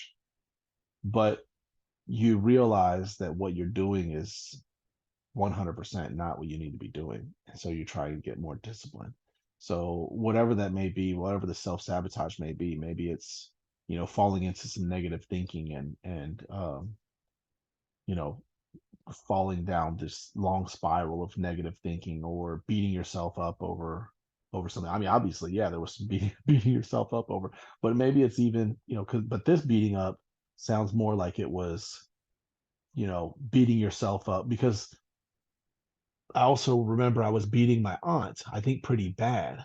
That comes up after all the police and everything. So it's like, I'm, maybe like we'll stick with the example of like thinking negatively. Like the negative thoughts are creating negative experiences. And then it's like, oh man, I'm over here thinking negatively. I'm entertaining these negative thoughts. And then you start beating yourself up over it. Like, why am I doing this? I've gotten better. I've put in the work. I've changed. I'm not like this anymore. Why am I doing this? Just beating yourself up for, doing that. Because that's exactly what's going on. She's beating up her her aunt because she allowed that to happen, or made it happen, really. That's what she's saying here. Made a child abuse a baby. So yeah, wow. So yeah, so it sounds like, just really pay attention to what kind of self-sabotaging tendencies you were having, on the 7th and 6th of January. And what did you do to kind of stop it? Because that's what you're going to want to continue to, one, the self-sabotage is what you're going to want to continue to be on the lookout for. And then two, what you did to stop is kind of what you're going to kind of want it to continue to reproduce and continue to be disciplined in order to, correct it anytime it shows up again, or put yourself in a position to where it never shows up again. Any thoughts or questions on that, Drain? All right. Nope. All right. So Dee Dee has another one. A few days ago, I remember a bit of another dream. I was with a guy, which I very much liked, and we went somewhere at the mountains, and we were hiding from others to make out. Seemed seemed we liked each other. At some point, he said, "See, and you didn't accept my marriage proposal." And I said, "Well, I didn't know you back then." Then we were joking and cuddling, having a good time, and we went into a car where all his friends were. I was surprised and did not expect that. Wow, look at this. So completely opposite of the other dream. So there's a aspect of herself within the conscious mind that she is getting closer with, building a stronger relationship with, connecting more with herself, and becoming more committed to herself. It's like, hey, and this may be like like the discipline part of herself, or the, part of herself that's, all about, spiritual progress or something. Um, it's for her to identify, but she likes it. She likes this part of herself, and is wanting to connect more with this part of herself, and this part of herself wants her to make a stronger commitment to herself. That's why I'd say it sounds like it's some part of herself that is about, like, self-awareness, soul growth, spiritual development in some way, because it's desiring for her to be more committed to herself. And so that's what this dream is all about. Like, yeah, like, yeah, just enjoying this connection with herself. Awesome. All right. My family and I was living in a village, and everybody was happy. It was peaceful. My sisters and I were out playing, and all of a sudden, some big crocodiles came out of nowhere. Uh-oh, they were eating people. Oh, shit. And we started to run. As we were running back to the village, somehow we fell and was crawling on the ground quickly to help save my sisters. I took off my pants and used my pants to hit the crocodile to keep him back. While I was doing that, I told my sister to get up and run. Once me and my sisters made it back to the village, we went to hide. And as we hid, we got separated. People started to come out after they thought the danger was over. More than half the people that and I couldn't find my sisters. Then a group of tall men then a group of tall men came to our village and started rounding people up. I cannot remember what they did to the people after they rounded them up, but more people die now. Almost everyone is dead. Woo! And there's a small group of people, and we're all together trying to figure out who's attacking us. What's going on? I feel like I don't belong.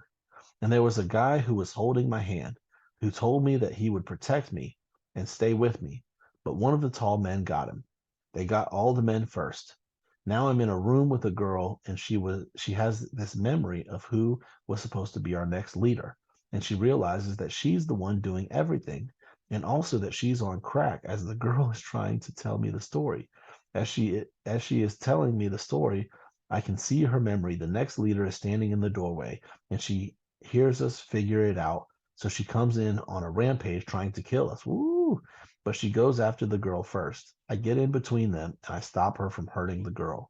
And I'm begging and pleading with a girl not to kill any more of our people, for her to tell me what happened, and I will help her, but don't kill any more of our people. The girl who she was after gets away. She starts to tell me her story and was saying that people was trying to sabotage her and made her burn her lips.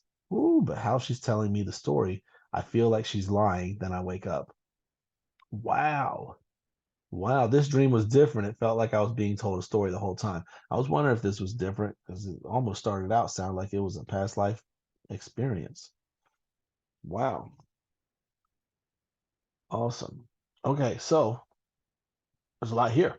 But like I said, the first thing we want to do with a dream is look at the big picture.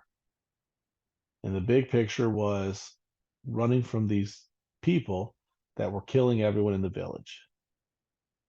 And so death represents transformation, self-transformation. And running is, you really want to pay attention. One thing you always want to pay attention to in dreams is, are you going towards something or are you going away from something? And you're running from something. There's something that you're not wanting to face. You're not wanting to, face and address. You're running from it. And it's the part that's, killing. Um, so like I said before, we always make a choice, but a lot of times it's unconscious. So everyone in the dream is a part of you. So you're still the one, in there doing the changing and transforming. You're still the one doing the killing.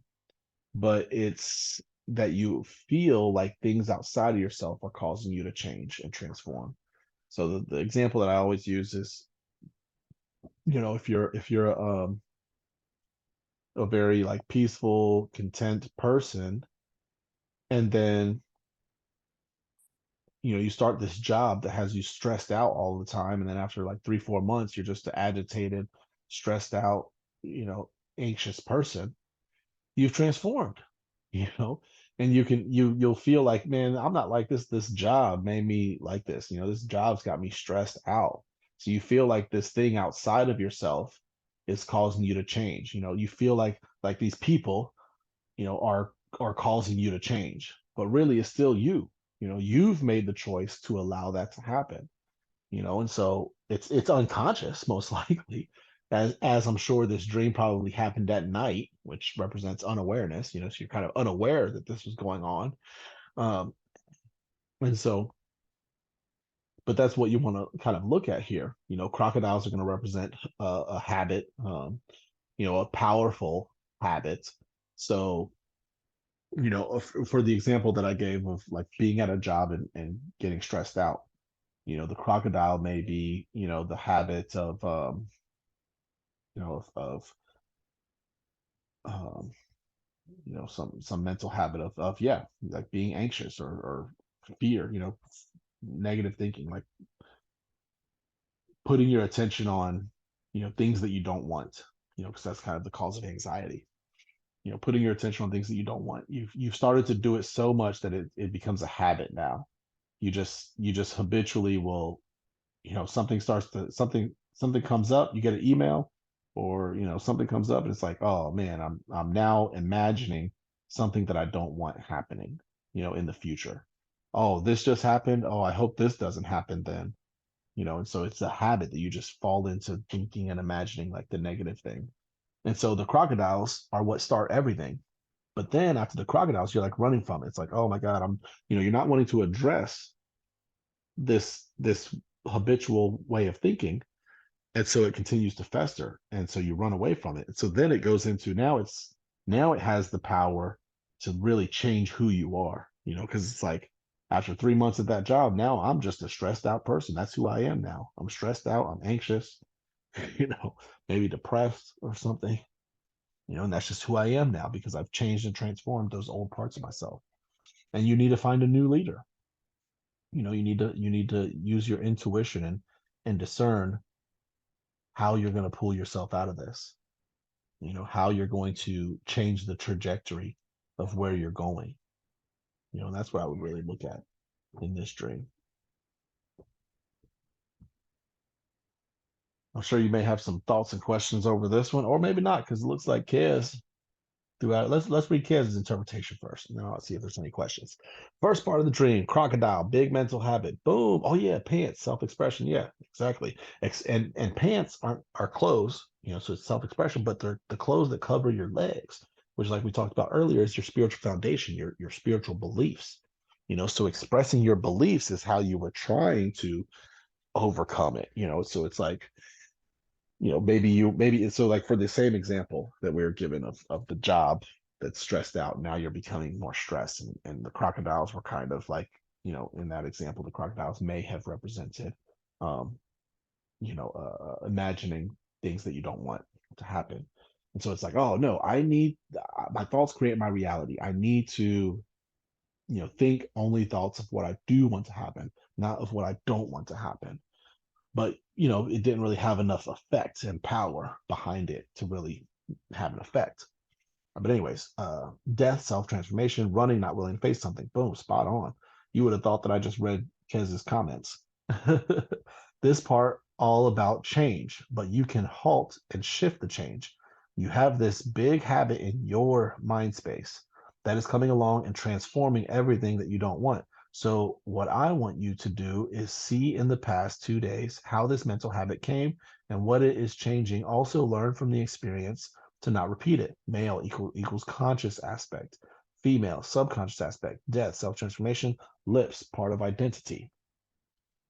The second part of the dream is evident that you are resisting the change and having part of you help there. Oh, having part of you there to help. Nice. Excellent. So yeah, do you have any thoughts or questions on this one?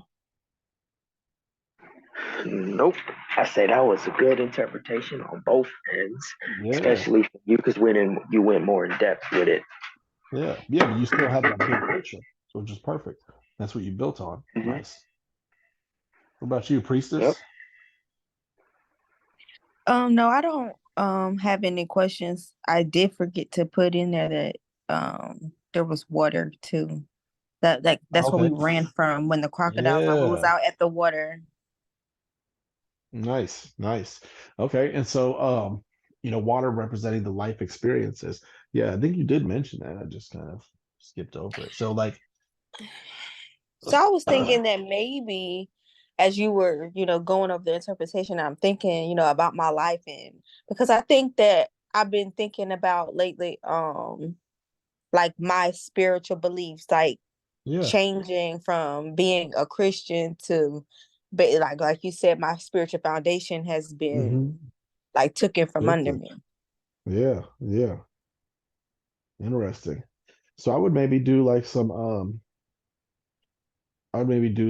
stream of consciousness writing, where you just get you some paper out, or a little journal or notebook, and just start writing what you used to believe that you don't believe anymore, what you used to believe that you still believe, what you didn't used to believe that you believe now, and what you believe now that you aren't so certain of, what you believe now that you've experienced and have turned from a belief into knowledge, and write out any other questions that you have and what you may think the answers may be, or how you may find the answers, or just start writing and writing and writing until there's like absolutely nothing left for you to write, and do it right before you go to sleep.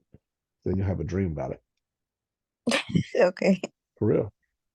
Because what that's going to do, as far as the dream connection, what that's going to do is, one, you physicalized all of those thoughts. So you've emptied your conscious mind. So now it's much more receptive to receive from the subconscious mind.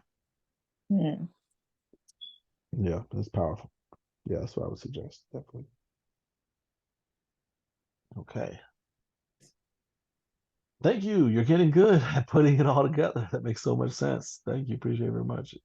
Awesome. Awesome. Yeah, you're getting better on here too. I've been noticing. I'll probably see more of it down here. All right. Last night I had a dream that a house was being moved, but it was left in the middle of the street. But on the side, oh wait, hold on. Last night I had a dream that a house was being moved, but it was left in the middle of the street. But on the side in the street with a four-way. The whole dream I was trying to figure out who left the house there and why would they do that? Because trucks now, it's like rules that you have to follow. You can't just leave something on the side of the road and eventually we'll figure it out. Who did it? There were people in the house also, but either they were dead or dying because of something toxic in the house. Wow, more death, more self transformation. So, a house is going to represent your consciousness, your a state of mind, and so the street is going to represent your life path, your path in life, and a four-way intersection is going to represent like the choices that you have in life. You want to go in this direction, you want to go in that direction, you want to keep going in the same direction, or you need to turn around and go in a different direction. And so there's there's a way in which you are continuing to change and transform and identifying where you're wanting to go, and there's a particular state of mind that's kind of getting in the way, and that probably has to do with like the things from the dream before and even the dream before. Like all three of these dreams so far, there's kind of something in the way. First it was your baby daddy, then it was the crocodiles and the tall men, and then it is the house, you know? And so you're kind of like seeing that there's like something in your way that you're continuing to get more and more refined at identifying. And you need to really make a choice in what you're going to do about it and how you're going to progress forward, how you're going to get to where you're wanting to go in life. So the other night, I dreamed that I was walking down a hallway and there was a girl walking towards me. When we met, I gave her a hug and I was asking, was she okay? Because she was acting like she was about to fall down. I looked out of the window of the door and there was a guy that standing out there, more so a dark figure. She told me that the guy was trying to kill her. And I told her that she was not ready to go out there. He would steal her energy if she did. So instead, we went up some stairs and we walked. Then I said, we can't just sit here. Let's try to find a way out. We took the elevator down to the ground floor and I gave her a shield where people couldn't see her. But there was a guy listening to our conversation and he asked, who were you hiding from? I told him to mind his business. And I told her that this wasn't going to work. Let's go back and basically regroup. As we were trying to get back on the elevator, there's a guy who meets us and he tells us we have to pay $2 to get back on the elevator to go up. And I started reaching into my purse to give him the money. There was a girl with him and he told her to handle the elevator like to bring it back down so we can get on it. It was like an old school elevator where you had to manually do it. She dropped a piece of it on my big toe, which made the elevator not work and made me angry. Oh, wow. And she tried to run, but I grabbed her by the throat and slammed her on the ground. Dang. Hey, man. Hey, if you ever see Priestess and Dee Dee walking down the street, boy, you better be acting right. In that No. dream, I swear I thought I was a superhero the way I was moving. Yeah, yeah. Man, even the elevator couldn't mess you up. Okay. It's like, oh, okay, no. Once I started punching her, I realized that she wasn't a real person and it wasn't her. I get up, look for her, and when I see her, I go after her. I catch her again, and the same thing happens. She turns into like a mannequin. Oh wow. And she's no longer there. And I have to go after her again. Ooh, this is a good dream. Look at that. How long is this? I have to go after her again. So now the girl that I am protecting says, let's just face him. So we go to do just that. There's a big lake with a small bridge made of wood and rope. We cross over the bridge. Most of my family's there, my mom, my dad, my older sister. Once we cross the bridge, everybody starts sleeping like they got into their cars so fast. And then the guy who was after the girl, he sees her and he tells her that he's going to kill her. I don't know. That's just so funny to me. It's like he doesn't actually kill her. He doesn't try to kill her. He just tells her that he's going to. You know what? I'm gonna kill you. Like, when? Today? Right now? I mean, next week? Next year? What you talking about? We having a conversation about this? Sorry, that was just funny to me. The girl says, I was hoping he just wanted to talk. Yeah, it looks like it. He just wants to talk. That's exactly what I was saying. Oh, yeah, it looks like he just wants to talk. And the girl says, I was hoping he just wanted to talk. Uh, and she starts to run back across the bridge. Oh, but midway through the bridge, she jumps into the water, swims out, and starts running. But she's running into him. She has on AirPods, so she can't hear me trying to warn her. I'm waving my hand. I'm waving my hands. At, I'm waving my hands, see, and yelling, trying to let her know she was headed right for him. She never hears me, but she turns and she starts to go the other way. She starts to go the other way, but she's moving slow, like she's thinking what to do when she sees him. She starts to run faster and she jumps back into the water, but on the opposite side of the bridge than she jumped in. When she jumps in the water, he comes towards me and starts asking me, do I know who he is and who he works for? I said no, and as he starts talking, I'm putting my hand in my purse where my gun is. Now my finger is on the trigger. Ooh-wee, boy. But I haven't even pulled the gun out of my purse. Like I'm just ready. But my dad starts to come towards me on the bridge and he steps in between me and the guy. Look at this. Once again, your dad is stepping in between you and the other individual. Look at that. This is the power of like writing down the dreams. One, I mean, you're already seeing the synchronicity, like killing, killing, killing, you know.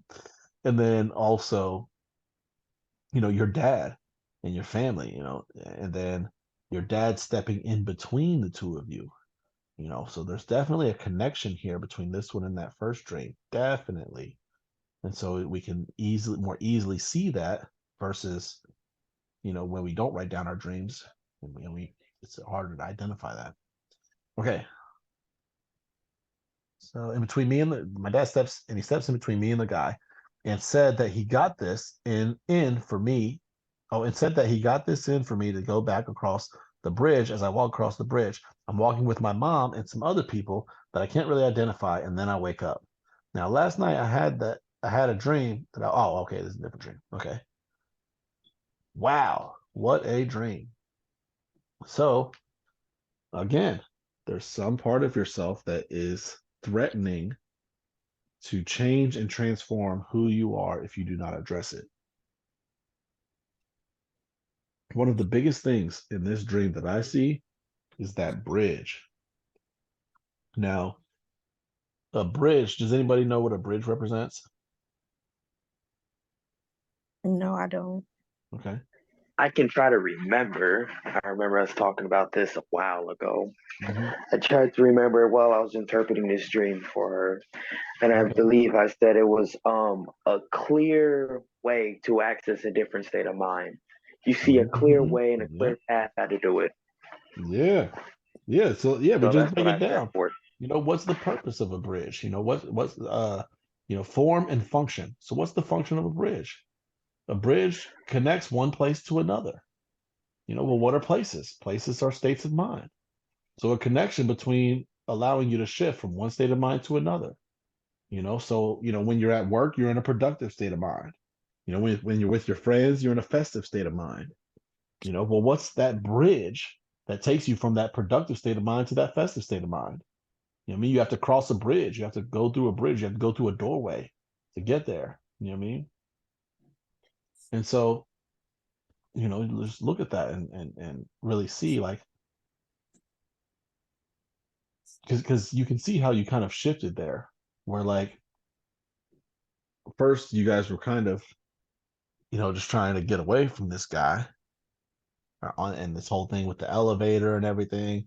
But then when you cross the bridge, your family was there, your dad, your sisters, and everything. Once you cross the bridge, your family was there, the superconscious mind was there.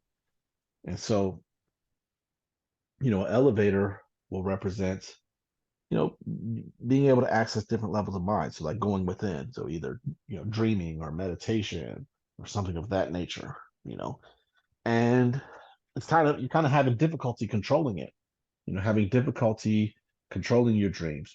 Oh, excuse me, sorry. Or having difficulty, going within through meditation or breath work or something. And so that's just something that you need to continue to work on, you know. Um, but the main thing with this is much in alignment with the rest. Use all three of these dreams to kind of be able to identify, what each, what the baby daddy represents, what the tall man represent, what the crocodile represents, what this guy represents. It's all connected. It's all connected. And so what do they represent? What are you, what that house represents? What are you doing to change this? Because this is part trying to change you, but you need to change this. This aspect. So if it's irresponsible or whatever, like the example I gave in the first one, you really need to change and transform that part of yourself that is irresponsible. What kind of state of mind is it that makes you irresponsible? What kind of thoughts do you have in your mind that encourage you to be irresponsible or make irresponsible decisions or choices? And again, not to say that that's what it is, but whatever, use all of these dreams to try to identify what it is, and then go about it that way and address it from there. What am I really doing? How am I navigating this already? Because that's what's going on in these dreams. It's showing you how you're already navigating these things.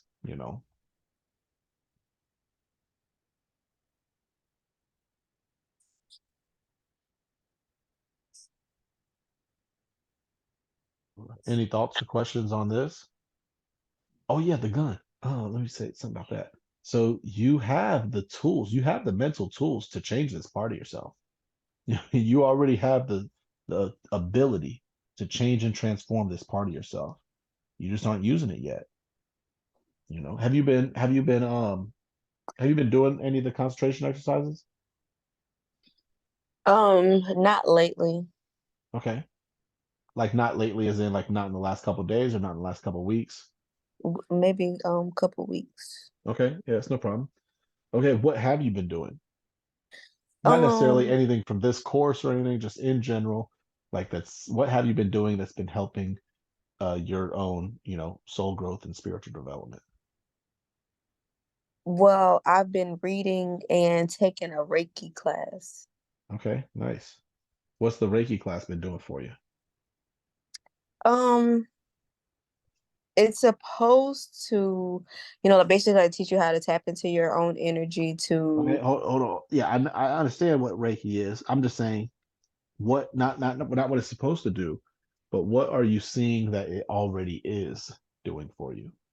What are you noticing? um I've been able to like push energy out of my Mm, body, like nice. in like not far, but just Hmm. like outside a little bit, Yeah, where yeah. like I Okay. could feel it or someone else could.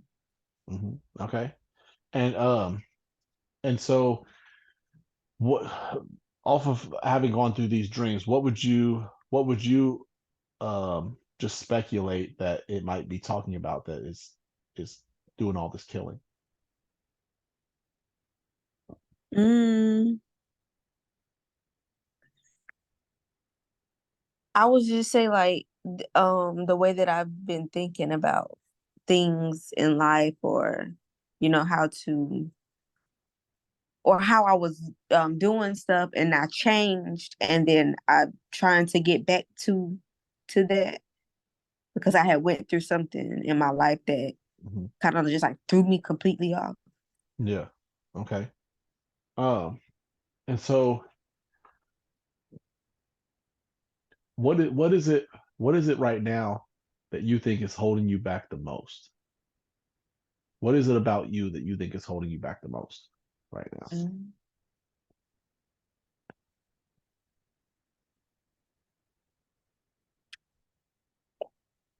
I was I would probably just say consistency. I don't know really. Okay, yeah, maybe discipline. Yeah. Okay, because that's kind of consistent. You have, in order to be consistent, you have to be disciplined. Okay, so maybe all of these things are representing undisciplined, the ways in which you're not disciplined. And so by being undisciplined, it's kind of opening you up to changing and transforming in ways that you're not wanting. And so have you been disciplined with the Reiki practices and exercises? I was at first, but I've been kind of late to the last 2 or 3 classes. Mm-hmm. Okay. In between classes, do you practice the exercises in between Yes. classes? Okay, Mm-hmm. great. Do you practice them every day? Not every day, but at least maybe 3 to 4 times a week. Okay. I would definitely practice them every day.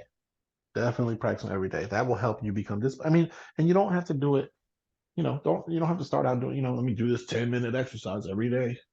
You just do a little bit every day. Stick with the normal 3 to 4 times a week that you're already doing. But on those in between days, those other 3 to 4 days, do just 1 minute of one exercise. You know what I mean? And Mm-hmm. It's Reiki, so you can I'm sure some of the stuff they teaching you can do while you're doing other stuff. While you're doing the dishes, you can do some sort of low energy movement exercise. And Yeah. so yeah, so you can find some time to do 1 minute of something, and then after a month of what I've been a month of my same 3 to 4 times a week really doing the exercise, and all the in between days, the filler days, doing something. So I spent one whole month doing it every day. So now let me increase that to like 4 or 5 days doing full exercises in 1 or 2 days, 2 or 3 days of doing the other. And then after a couple weeks, and eventually you're going to be up to 7 days doing the exercises every day for 7 days. And that's how you're going to start to get into a level of mastery with it. And you'll build some discipline. And then you'll build upon that because you'll have already like built that foundation to where then that will extend out into other areas in your life where it'll be easier to be more disciplined because you've begun to transform because you have the ability. I think in this instance with what you're saying that represents, and the whole reason I was asking what do you think it represents is to help you identify what the tool is, what the mental tool is that you have in your purse that you're clutching on. You have it, you have the ability to transform this, you just ain't pulling it out and using it. You got your finger on the trigger but you ain't squeezing. And from what you're saying, it sounds like it's willpower. You have the willpower to be disciplined. You have the willpower to make the changes in your life that you desire to change. That your spirit is intervening on your behalf to make sure you don't get too undisciplined. Your dad keeps on stepping in between. Hold on, I gotta stop this right now. Hold on a second. You know what I mean? And so you have the willpower to do it. Your spirit's got your back and on your side. You just got to use it. You just got to pull that trigger and just make a decision in your mind. Because willpower is just making a conscious choice and following through with it with unceasing, relentless action until you've achieved what you're desiring. And so you just got to make that choice.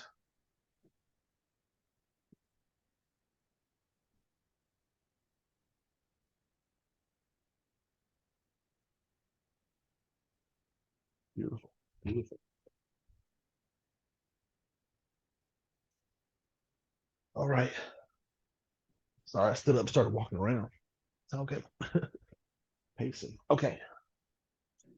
Now, last night, I had a dream that I was in school and I was passing out report cards to all the students, but some of the teachers never turned in grades, so everybody didn't get a report card. And I was trying to figure out what happened to Wyatt. Oh man, Wyatt, what happened to you, Wyatt? Some teachers didn't give a report card, and because I didn't write down my dream, as soon as I woke up, that's all I remember. Oh, okay. I thought you were about to say because I didn't write down my dream, something about the grade. Okay. So this is awesome. So school is all about, life lessons, learning life lessons because life is just like school. You get lessons, you either pass or fail. And if you fail, all you do is create a new opportunity to learn that same lesson again until you do pass. And so here it is, you're getting report cards. So it's a way in which, like all the stuff we've been talking about, you've already been assessing and kind of understanding and identifying how well you've been doing with it, which is amazing. It's amazing. But poor Wyatt. Who's Wyatt? I think I probably just meant what happened and why, like why the teachers didn't turn in Oh, their okay, okay, grades. gotcha, okay. Hmm. I was like, we ain't talking about no Wyatt yet. All right, all right. Let's see here. Apparently, so Dee Dee says, apparently I was kissing Harry, the prince. Oh, okay. She's moving up in life. First it was just a regular guy. Now it's Prince Harry. Okay. Okay, we see you, Dee Dee. Don't let the princess find out. Golly. No, I'm playing. All right. Apparently I was kissing Harry, the prince, and he was my aunt's boyfriend. Oh, they were getting married. Oh, it's getting juicy. But he initiated it and I stopped it eventually because I knew it was wrong. Then I was in a very expensive dress, white, and had so many jewelry. I remember his ring I had, so bulky. Then I was at the wedding and I remember I was feeling lonely and I was looking for a man, a partner for long term. Then I remember someone pulled me on the side very quickly because my dresses zip broke. So they were protecting me so no one else sees me naked. Then apparently I went home to change, but I had a specific dress in mind that was green and sexy, but I didn't have it there. Then I asked for someone's opinion. I think that was my mom, but I'm not sure. And I had like a short suit, and I asked her if I could get that one and if it's suitable for a wedding. She said yes, but I still wasn't, but still I was unsure. Then I remember I had to readjust it so it was a bit big for me and went back to the wedding. Wow. So see, look at this. Like writing down our dreams, we can see the correlation, right? Who sees the connection here? I do. Okay, what do you see? Well, but you had pointed out that she was, with the guy in the other dream, and Hmm. she really liked him and stuff, and now she feels like that it's wrong, Hmm. whatever she was doing. Yeah. Well, what do you see anything else between this dream and that dream, or any of the previous dreams? So her aunt was in both dreams, right? Yeah, because with the kids. Mm-hmm. Mm-hmm. Mm-hmm. Now the aunt's here in this dream again. And then before, the guy that she was kissing on said, why didn't you accept my marriage proposal? She's like, I didn't know you at the time. Well, now the guy He's is now marrying elevated to somebody else. Harry. And yeah, but there actually is a wedding. So it's getting closer. First, it was just a conversation. Now we actually see the wedding, but it's still not quite there yet because it's not a wedding. It's not her wedding. You see what I'm saying? Mm-hmm. So there's like a progression. First, there's the talk of a wedding, then there is a wedding, and then there's her wedding. You know what I mean? And so this is a sign of more progression. But that's why it's, he's marrying the aunt, and then there's like, there's still and another similarity is, they're making out, right? Because they were making out in the other one. Now they're making out in this one, right? And then before, she didn't know who the guy was. Now she knows who the guy is, but it's still different. It's not like it's the guy at work, or it's her neighbor. You know what I mean? Someone that she actually does know, or a friend of hers. It's someone that she knows, but she doesn't really know. So it's also that same middle of the road progression. First it Mm-hmm. was some guy she didn't know. Now it's somebody she knows, but you don't really know them. You think you know these people, but you don't really know them. You just know the image that is portrayed to you. Versus then the next step is someone that she actually knows. So same kind of progression here. And so the thing is that there's still this kind of like wanting to connect with it, but also there's hesitancy. Like, I don't know. I don't know if I should be doing this or not. And then the second part of the dream isn't really something that's connecting to what we went over already, but something we've went over plenty of times with her dreams, especially last month, where it was a lot with clothes and changing clothes and the importance of there's so much significance in what she's wearing. So she really puts a lot of significance in how she expresses herself and how she expresses her thoughts, and so that's really important to her because it's showing up as being very important in all of her dreams. Like in your dreams, I don't think we've ever, really, I mean, maybe mentioned, but I never really talked about what you're wearing or concerned with what you're wearing, and most people, there's not really much focus on that. But every once in a while, there is like like I have a mentee in Arizona. All the time, she has dreams of being like doing her laundry or folding her clothes or getting an outfit from somebody or buying an outfit or something, And there's a guy in the Twitter spaces that I do who he's always like, going shopping for clothes in his dream, every once in a while. And so like these kind of people, how they express their thoughts is very important to them. It's at the forefront of their mind. Whereas others of us, we just express it and you just gonna, take it or leave it. No, I'm kidding. But yeah, so this is like a progression of that. There's more commitment to the self. She's becoming more committed to herself, but still kind of hesitant to like fully commit to, the will of her spirit, but she's still, going and consulting with her mom, getting her mom's opinion, hey, is how I'm expressing myself right now in alignment with the blueprint for my soul's purpose, for my life purpose? And it is, there needs to be a little bit of an adjustment to how she's expressing, it's a bit big, but it's in alignment and it is proper for, commitment to the self, being committed to the self. It's suitable for a wedding. It was an amazing dream. All of these have been amazing dreams. So much insight. Beautiful. All right, there's a dream I used to have when I was a kid. The only dream I remember to this day. It was a recurring dream. I remember feeling terrified and unable to move, and it would scare me. I was in complete darkness. It was like a cube, completely dark inside, and I was trapped there. Sometimes there would be like geometrical forms, or I felt like I was in a Pac-Man.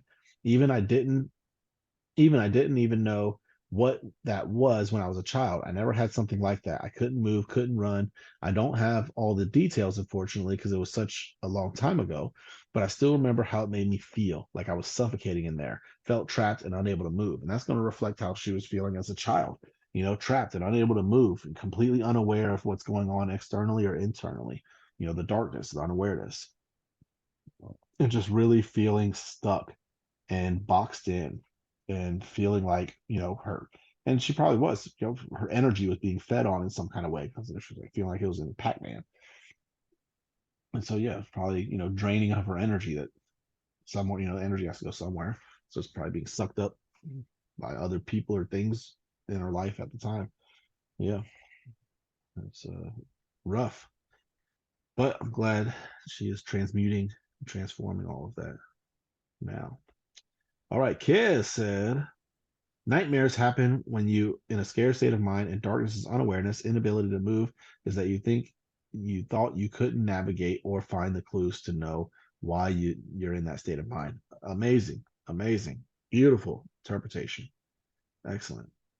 And then wedding commitments himself, I think, now you know, closed expression, naked honesty, aunt, mom, superconscious mind. This dream is evident that you are making a commitment to yourself, and in doing so, you're noticing and changing the way you express yourself to you and others. I would suggest to keep up the good work, try to find what's true for you, live by that, and enjoy and learn from every part of it. Golly, man, I can just take a step back and kids can teach from here on, man. He's got it. It's beautiful, man. I'd love to see it. I'd love to see it. Okay, what we got here? School equals learning state of mind. Report cards the result of your life's trials and trivias, people aspect of self. This part of the dream is evident that you are learning from your experiences and in the state of teaching it to other, whatever you were doing at that time. Keep it up. That's good and powerful. Dream part. Absolutely. That was an amazing dream. I've never had or heard of anyone having dreams of school. I've had plenty of people talk about dreams of school. I've had plenty of dreams of school, but never the report card. As soon as I read that, I said, "Oh my God, how have I never seen the report card?" in a dream. You're like assessing, your growth and giving yourself a report card, a status report. That's awesome. It's such an amazing dream. All right, road equals path in life. Girl, subconscious aspect. Guy, conscious aspect. Bridge, clear path to accessing a different state of mind. Absolutely, he got it spot on. Mom and dad, superconscious mind. This is a powerful dream representing that you've been evolving, trying to get rid of those unproductive parts of yourself and seeing a path and what to do, not just that crossing over into your desired place. Not just that, crossing over into your desired place. Congrats. Yes. At Kez. What does it mean running in a dream? Look, they don't even at me no more. It's at Kez. Beautiful, beautiful. I love it, man. This is what I've wanted for this group, man. This is what I wanted for this group. Now just the next couple people to come in. We get like 3 or 4 people interpreting I'm gonna dreams be on here. next. I'm gonna be next. I'm gonna come. Yeah, okay. Beautiful. Do it. I'm telling you, go through and watch that dream interpretation masterclass like 3 times through. You will be real solid. You will be real solid. Especially with how many dreams you have already. And you are I already, dream every night, sometimes 2 or 3 times. yeah, beautiful. I mean, you could be up there in no time. You're already getting it. You're already getting your feet on a couple of these dreams you've already written down the symbols underneath. Yeah, I would not be surprised if you were next. All right. What does it mean running in a dream? Car accident in dream means with friends means running in a dream could mean multiple things, but the main most common is or not willing or too accustomed to face something. So that's if you're running from something. You could also be running towards something, which would then mean that you're putting forth a lot of effort to reach your goals. So you're either putting forth a lot of effort to not face something, to avoid something. You're putting a lot of effort to avoid something, or you're putting a lot of effort to reach your goals. Car accident means huge event coming up or already happened. Well, car accident is actually a health dream. It's a dream indicating that there's something going on that is going to eventually manifest into some sort of ailment of some kind, because a car represents the body, right? And so there's the dream, the time between when you have the car crashing dream or car accident dream and actually physicalizing the ailment, there's, a few days to a few weeks time, or maybe even a few months, depending on what it is. And so you have time, but anytime you have that, you really want to pay attention to what's going on with your health. All right, with friends means male friend equals familiar conscious aspect. Female friends equals familiar subconscious aspect. Beautiful. Okay, what sex in your dreams mean? Ooh, hey, somebody get her into the class. She get all these answers. Or she just got to act chaos. The reason of sex is to create new life. So in a dream, that will represent creation. What aspect are you creating? Are you getting cheated on? Is your partner male or female? Those are the considerations to take in when you're having sex in dreams. Male, and it wasn't a current relationship. Man, why don't you just put the dream in? Male, and it wasn't a current relationship because I'm single. In the dream, I had sex with an ex. Then a different dream, I had a threesome. I woke up like I'm showing out in the dreams and nothing going on in real life. Oh man. Well, at least it's happening somewhere for you. But hey, but atheist, you taking your time to create. Oh, are you taking your time to create? Okay. But sex with males in a dream would represent that you're creating a new conscious aspect. Also, if you're just playing around during sex in dreams or not really, it means that you're not putting forth all you could to create manifest this new part of yourself. Yeah, you kind of just playing around with it. You're just toying with the idea of being different and changing and growing. You're not really putting forth the effort to actually do it. Well, you better start creating with all this sexual energy. Okay. He said, I saw a 555 number just before I woke up. That's all I remember. It even felt like my mind was awake, but my body didn't wake up yet. My mind was awake. I saw 555, and I thought to myself, I have to remember this. Then I woke up. So 555, 5 represents reasoning. Reasoning, 3 keys to reasoning are attention, imagination, and memory. Using your memory to understand what you experienced in the past using your attention to understand what you're experiencing in the present, and using your imagination to understand what you could possibly experience in the future. So that's, accessing your memory and attention and imagination gives you a strong level of reasoning. I can reason my way through this based off of what I've experienced in the past and learned in the past, what's going on right now, and what I believe is possible for in the future. Well, 3 5s is, what 3 represents creation, and 3 5 is 15, which 1 and 5 represents intuition. Well, intuition is built on reasoning. So as you are strengthening your reasoning power, you are going to create stronger intuition, because intuition is built on reasoning. Beautiful. And the more you pay attention to your dreams, work with your dreams, the more you're going to increase your reasoning power and increase your intuition, because intuition is the power of the subconscious mind, which is where our dreams come from. I have a question. I have an answer. Might not be the right one, but it'll be one. No, I'm just kidding. I have a question. I understand that if you see 300, for example, it's a new higher level of creation. But how about 333? Why is it 3 times? What does it mean? 3 is creation, but what if it's 3 times? Is that also a higher level of creation? Absolutely. Because then you have 3 different times. So what does the 333 add up? So like the 300 still adds up to 3. So that's strictly just like new higher level of creation. But 333 equals what? 9. 9 equals what? Completion. So you have like completed a whole new level of understanding. Like you completely understand creation, and then can then take and build upon that understanding to go even deeper in understanding what it means to create. So it's kind of the same, but it's just different, like like like um like think of it like a set of spiral steps, right? Each step is a higher level than the step before. But once you get to the top of the steps, you've completed a full revolution of those steps. And then you can start on the next set to go even higher. So every step is a new higher level.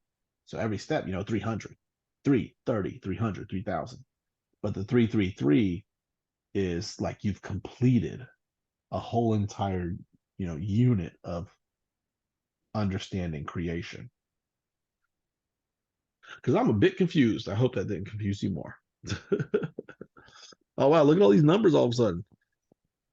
Teresa says, last night I saw 1222 before I went to bed 3 times. Wait, you saw 1222 3 times, or you went to bed 3 times? No, I'm just kidding. 1222 3 times. Okay.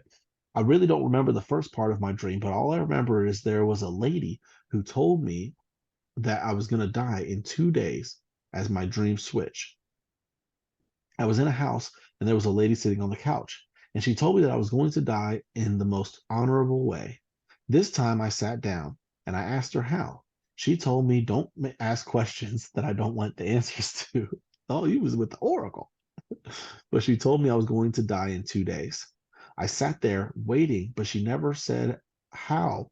For some reason, I got up and walked down the street with my sister out of the house. Man, your sister's in a lot of your dreams. And down the street, we went for something inside of a bigger building. And I had a knife in my hand. Ooh, all these weapons, too. And the whole time after we got what we wanted, we were leaving the building and walked back to the house. I was talking to my sister and I told her I told her what both of the ladies had said to me. And I told her that I kind of believe it because I was told by 2 different people. There were some Jamaican guys after us, some more people chasing after you, guys, saying that they were going to kill us. My sister ran back to the house. Oh, your sister running again. And I was flying back to the house and flapping my arms back and forth. Wow. But I was moving slower for some reason than my sister when I got in the house. There was a girl who met me at the door, and there was a lot of junk furniture at the door for some reason that I had to step over to get inside. She asked what was wrong, and we told her that some people said they were going to kill us.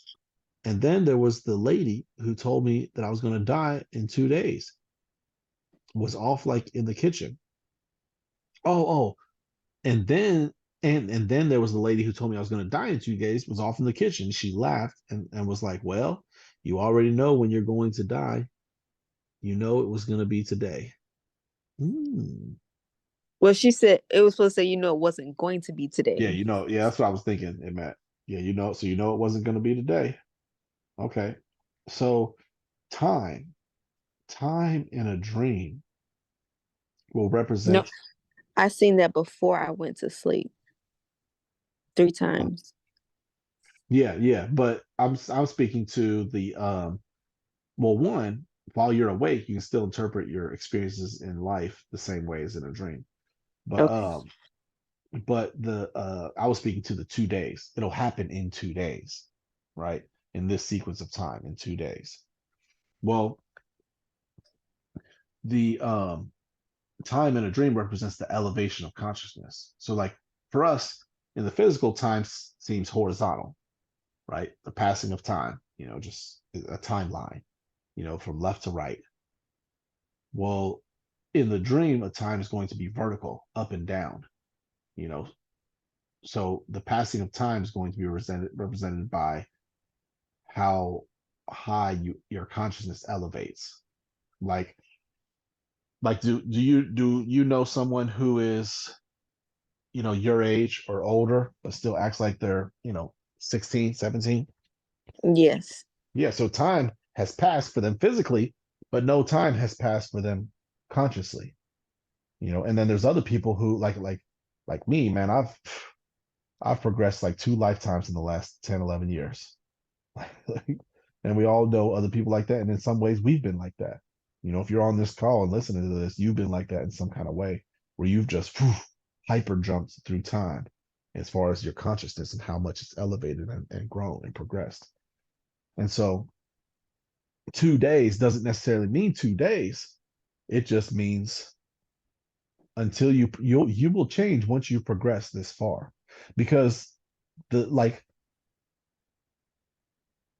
because she didn't say you'll be killed, she'll say you'll die, and that seems so different to me. And then it was solidified when you came back in feeling like someone was going to kill you, and she thought that was hilarious. Like, that's so funny, because one, you knew it was going to be 2 days, so you knew it wasn't going to be today. But also, I never said you were going to get killed. I just said you were going to die. And so once you progress to a certain level, you will change and transform. This part of yourself of like, that's trying to kill you, and like, ways in which you feel like you're being forced to change is going to die off once you reach a certain level. I mean? So once you reach this level, you will transform into someone who is no longer like that, is no longer undisciplined, you know. There was another thing too, because yeah, you had a knife, man. Each one you had you got the tools. You got the tools to change these parts of yourself. You just aren't using them yet. But that's okay. That's great progression though. You're right on the edge of tremendous transformation. I mean, obviously, it's 2 days. 2 days is right around the corner. See, when I first got up from this dream, I was like, I'm gonna die in 2 days. Yeah, no. Then I had to start thinking, like, come on now. Yeah, I mean, we die every day. There's probably think about yourself last year. What ways have you grown in the last year? What ways that weren't serving you that have kind of died off, and you've grown and elevated. That part of you is dead. That person who you were a year ago is no longer alive. They have died, and you are you now.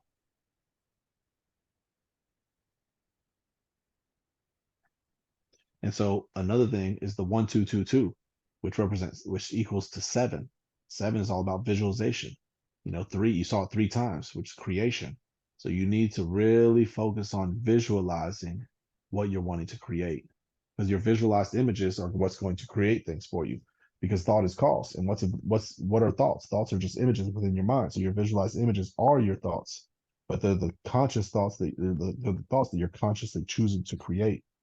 So again, I would highly suggest that one thing you do before you go to bed every single night is visualize. Spend time to visualize who you want to become what you want, what life experiences you want to experience, and really immerse yourself into those images. Really see it, really feel it, reach out and feel it. What's the conversations going to be like with the people that are in your life? What people are going to still be in your life? What people are going to be in your life that aren't there now? Really immerse yourself in that experience.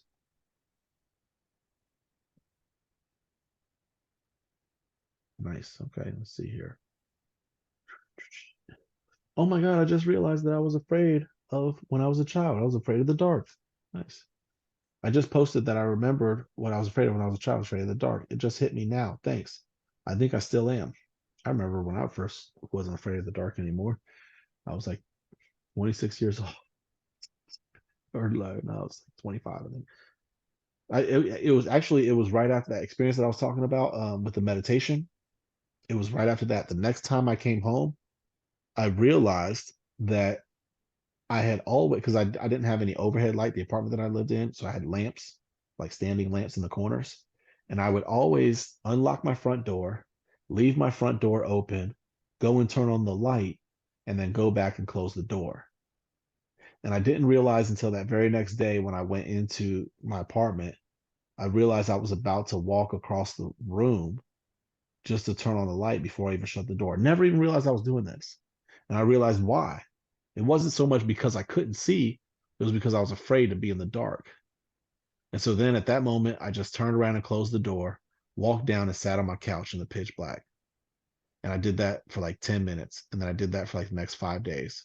When I would come home from work, I would just walk in, shut the door, walk over and sit down. And it wasn't even like I was sitting down to like force myself to be in the dark. It was just such amazement of the peace that I had of being in the dark and just being so amazed at how this would not have been possible the day before.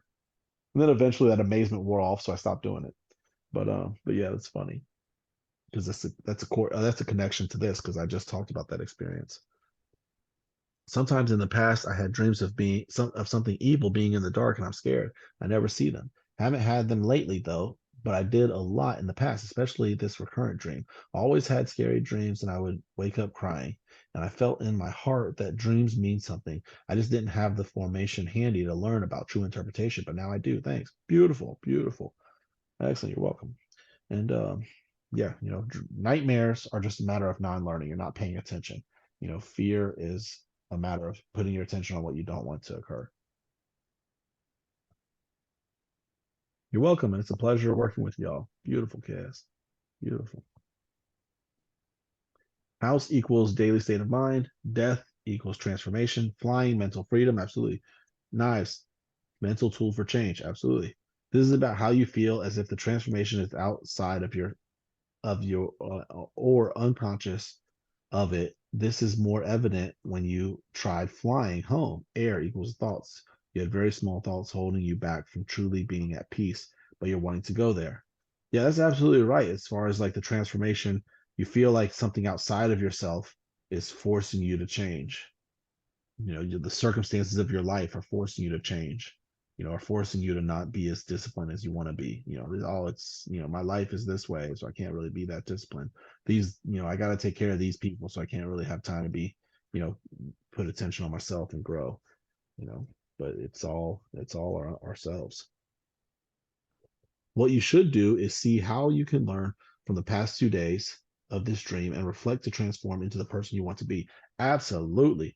And that's exactly what the 1222 3 times before the bed was saying also right before you even had the dream. 5 reasoning, 1 individual, 6 intuition, 3 creation. There are 3 5s, so you're creating. 5 plus 5 equals 15. I can put that into one number, so 1 plus 5 equals 6. So far we have 5, 3, and 6. You're creating more intuitive thoughts using your reasoning tool. Boom. Hey man. Hey man. You amaze me, man. You amaze me, man. 3 plus 3 plus 3 equals 9. 9 is the complete number on the side. 9 is the complete number on the number set. That's why after 9, it's a new level. So 9 equals completion. You're creating completion in thoughts, words, or actions. That is true. I noticed that. Beautiful. Interesting. I thought something else. Now I understand. Beautiful. King J, no LeBron. King James. What would being located in a parking lot, seeing someone listening to music in their car? What would being located in a parking lot, seeing someone listening to music in their car? Then y'all made eye contact. After that, you see them driving off. You can't remember if you followed them or not. This is a friend's dream that I'm trying to interpret. Oh, beautiful. Okay. Oh. So a parking lot is all about like needing rest because, a vehicle, the body is the vehicle that our consciousness uses to traverse through life. So vehicles and dreams will represent the body, and parking lot is where the vehicle sits at rest, waiting to be utilized again. And so it's going to represent rest. Seeing someone listening to music in their car, music represents harmony, inner harmony. And then y'all made eye contact. After that, you see them driving off. You can't remember if you followed them or not.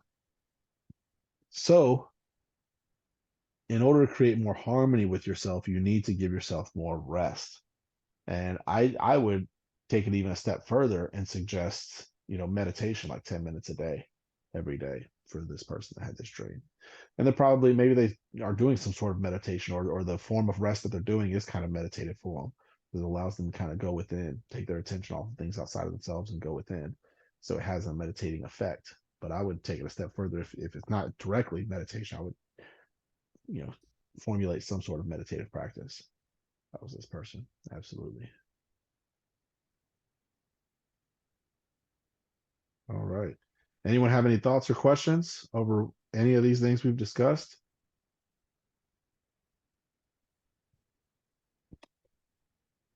I don't, but I want to say thank you Yeah, you're because welcome. you've changed my mind a lot with dealing with dreams because I thought they were more literal. Hmm. So to learn the different meanings of things and how the mind communicates. Because that was the first thing I was like, no, death means transformation, girl. You're not gonna die. Yeah, absolutely. But I mean, you are, that's the thing is you are, you're especially if you start putting in the work right away, you're going to be different. The person you are today has to die in order to become the person you're wanting to become. You know what I mean? Like, because right now you're wanting to be more disciplined. Well, the part of you that's undisciplined has to die in order for you to become more disciplined.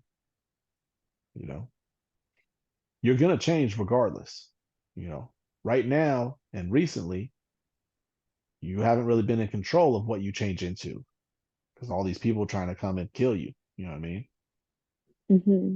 So it's about really taking the steps being in control of who you change and transform into. What parts are you going to determine what parts of yourself you kill off? Or are you going to allow that, the things outside of yourself to influence and decide what parts of yourself change and transform for you?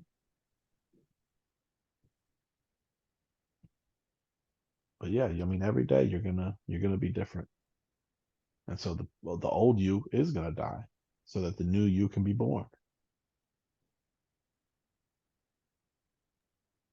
Yeah, hello. Can I ask you something about a dream? Absolutely. All right, You this think is I'm a gonna say dream I had no? a few nights ago. Nah, you probably Yeah. wouldn't. Go But ahead, this go is a ahead. dream I had a few nights ago. Hmm. And it was my mother driving. We were going into a new city, and I have this random guy with me. I think he was in the car to help us around this new city. And this Hmm. is for some reason like a Hispanic city, a Mexican city, if that have Yeah. adds anything to this. But we went inside of it. My mom went on the side of the road, and the door opened on my sister's side. Me and my sister were in the back seat. The door opened. This Uh-huh. guy stole her hat. So then I went out there and I beat him up good, real Mm. good. I feel a little bad for him because I was slamming it on the ground, on the wall, pounding his face. So yeah, I gave Markayla her hat back, gave my sister her hat back. But then the one thing that I didn't understand was while I was beating him up, my sister was looking sad because she never saw this part of me. So then Mhm. I was commanding my mother to go and give my sister some, to go and comfort her. Yeah, I yeah. was commanding her to go and comfort her while I go and get rid of this guy. And then the guy Okay. that was with us, he ended up dying fighting those other guys across the streets. And Mhm. I don't even know why he fought them. But yeah, he ended up dying. So then after that, He said, "This is I our issue just right here. Why you fighting now?" mhm, yeah. No, go So then ahead. after that, I hopped in the car and I started driving while my mom and Markayla was in the back seat. Started Mhm. driving. I went on a highway on an intersection, and then that's it. It is part of the dream. I know how to interpret it, parts of it, but not the whole thing. So Mhm. I would like your help on it. Yeah, absolutely. So the main thing going on here is, the stealing of the hat, So there's ways in Hmm. which you're kind of, stealing from yourself, stealing away your own Hmm. value, and how you're expressing your thoughts, and so because hair represents thoughts or how you're expressing your identity, because the head and face represent identity, uh, or Uh-huh. your thoughts about your identity, even more accurately. And so maybe your thoughts about your identity, you're kind of, like taking away from your value. What that means and what that may look like is, like